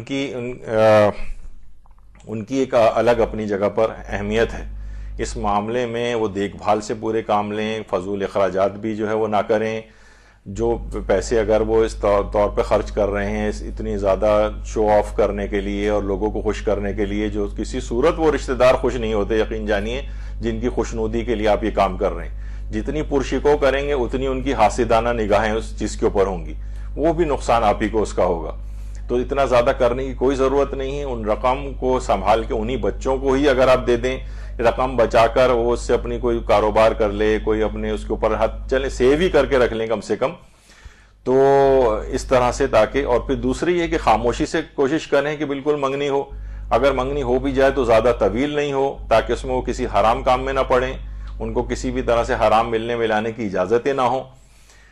اچھا، بعض اوقات دیکھیے ہم اس میں نہیں نظر آتا لیکن بعض سے غیر مسلموں کے اندر نظر آتا ہے، جیسے منوج منوت، میں نے کہیں پڑھا تھا، اس وجہ سے آپ کو بھی دکھا رہا ہوں، بزنس مین جو انڈیا کے ہیں، ارب پتی شخص ہے، اس نے کہا میں اپنی بیٹی کی شادی جو ہے سادہ طریقے سے کروں گا، لیکن اس نے 90 گھر بنوا کر، اور نئے شادی شدہ جوڑے جن کے پاس گھر رہائش نہیں تھی 90 گھر بنوا کے دی اس رقم سے، کہ میں بجائے اس کی شادی پہ خرچ کروں یہی رقم سے میں 90 گھر بنوا کے دوں گا۔ ایک ہندو بزنس مین، اس نے ہی وہاں پر کیا، تو مہاراشٹرا جو جگہ ہے وہاں کا یہ بزنس مین ہے۔ اسی طریقے سے مثلا گجرات کا ایک اور بزنس مین ہے، گوپال بھائی وستا پارا جن کا نام ہے، تو انہوں نے کیا کیا کہ کہا کہ میں اپنی بیٹی کی شادی، یہ بھی ارب پتی تاجر ہے، کہا بیٹی کی شادی میں بالکل سادہ طریقے سے کروں گا، البتہ اس جو شادی کی رقم پہ جتنا خرچ ہونا تھا اس سے میں 100 لڑکیوں کے جہیز اور شادیوں کا انتظام کرواؤں گا، 100 لڑکیوں، اور اس میں اس نے اس کی بھی تخصیص نہیں کی ہندو ہونے کی، بلکہ مسلمان لڑکیوں کو بھی اس میں شامل کیا جو کہ غریب تھے اور جن کی شادیاں اس وجہ سے رکی ہوئی تھی کہ مالی مشکلات تھی، 100 لڑکیوں کی۔ تو اب آپ دیکھیں کہ خود بھی آپ کو سوچنا چاہیے کہ آگے جو بھی سال آ رہا ہے 2023، یہ بہت معاشی مشکلات کا سال بھی ہے، نظر بھی آ رہا ہے ملکی حالات بھی کیسے ہیں، اس میں انسان اپنے حلال پیسے کو بچائے، اسراف کو ختم کرے۔ اسراف کے گناہ کی بے برکتی جو ہے یہ منگنیوں کے بھی اختتام کا سبب بنتی ہے، نکاحوں کے اختتام کا بھی سبب بنتی ہے، شادیوں پر بھی اس کے بہت ہی منفی اثرات اس لحاظ سے ہوتے ہیں۔ تو ان بچوں کو دے دو، نہیں بچوں کو دے رہے تو یعنی کسی دوسرے لڑکیوں کی شادی، آپ دیکھتی ہیں کہ جو آپ نکاح اور شادی کا جو عورت کا جو ڈریس ہوتا ہے لاکھوں روپے کا ہوتا ہے، اور کیا صرف چند گھنٹوں کو اس کو پہننا ہے، اس کے بعد اس کے رنگ اڑ جاتا ہے، اس پہ سوراخ ہو جاتے ہیں، اس کے اندر وہ ضائع ہو جاتا ہے، ویسے ہی پڑا رہ جاتا ہے آپ کے پاس. لاکھوں روپے آپ نے ضائع کر دی فوری طور پر کر کے، اس کو بلکہ صدقے کی نیت سے نکال دو. حضرت زہرا نے بھی تو اپنے شادی کا جوڑا اسی طریقے سے دیا تھا. اللہم صلی علی محمد و آل محمد.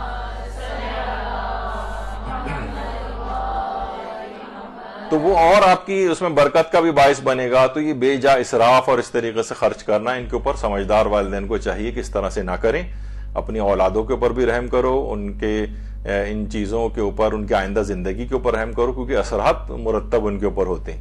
اور ان تمام آپ نے دیکھا کتنے زیادہ اس کے اندر مفاسد تھے. جہاں یہ مفاسد نہ ہو وہاں منگنی بہت اچھی چیز ہے، اور جہاں آپ کو پتہ ہے کہ نہیں آپ ان مفاسد سے ان کو نہیں بچا سکیں گے، وہاں ہرگز ان چیزوں کا ارتکاب نہیں کرنا چاہیے. اور جلد سے جلد شادیوں کے لیے وقت لے کے اور ان کا عقد دائمی کر کے ان کو زندگی گزارنے کی ایک شروعات کرنی چاہیے. البتہ کسی جگہ اگر ضروری ہو جائے تو پھر تمام آپ شرائط کا خیال، اسلامی شرائط کا خیال کریں تو پھر یہ منگنی جائز ہوگی، ورنہ اگر حرام پہلو آ جائیں گے تو منگنی جائز نہیں ہوگی. تو آپ نے دیکھا کہ صرف منگنی سے مربوط ہی کتنی ساری اس میں چیزیں ہیں آ گئیں، اور اس میں بہت سارے، آپ تو مجھ سے زیادہ ماہر ہیں ان تمام تقریبات کی سلسلے میں، تو اور بھی کچھ پہلو یقیناً ہوں گے. تو انشاءاللہ اگلے کسی اتوار کو کسی نئے موضوع پہ انشاءاللہ گفتگو کریں گے. وصلی اللہ علی محمد وعلیہ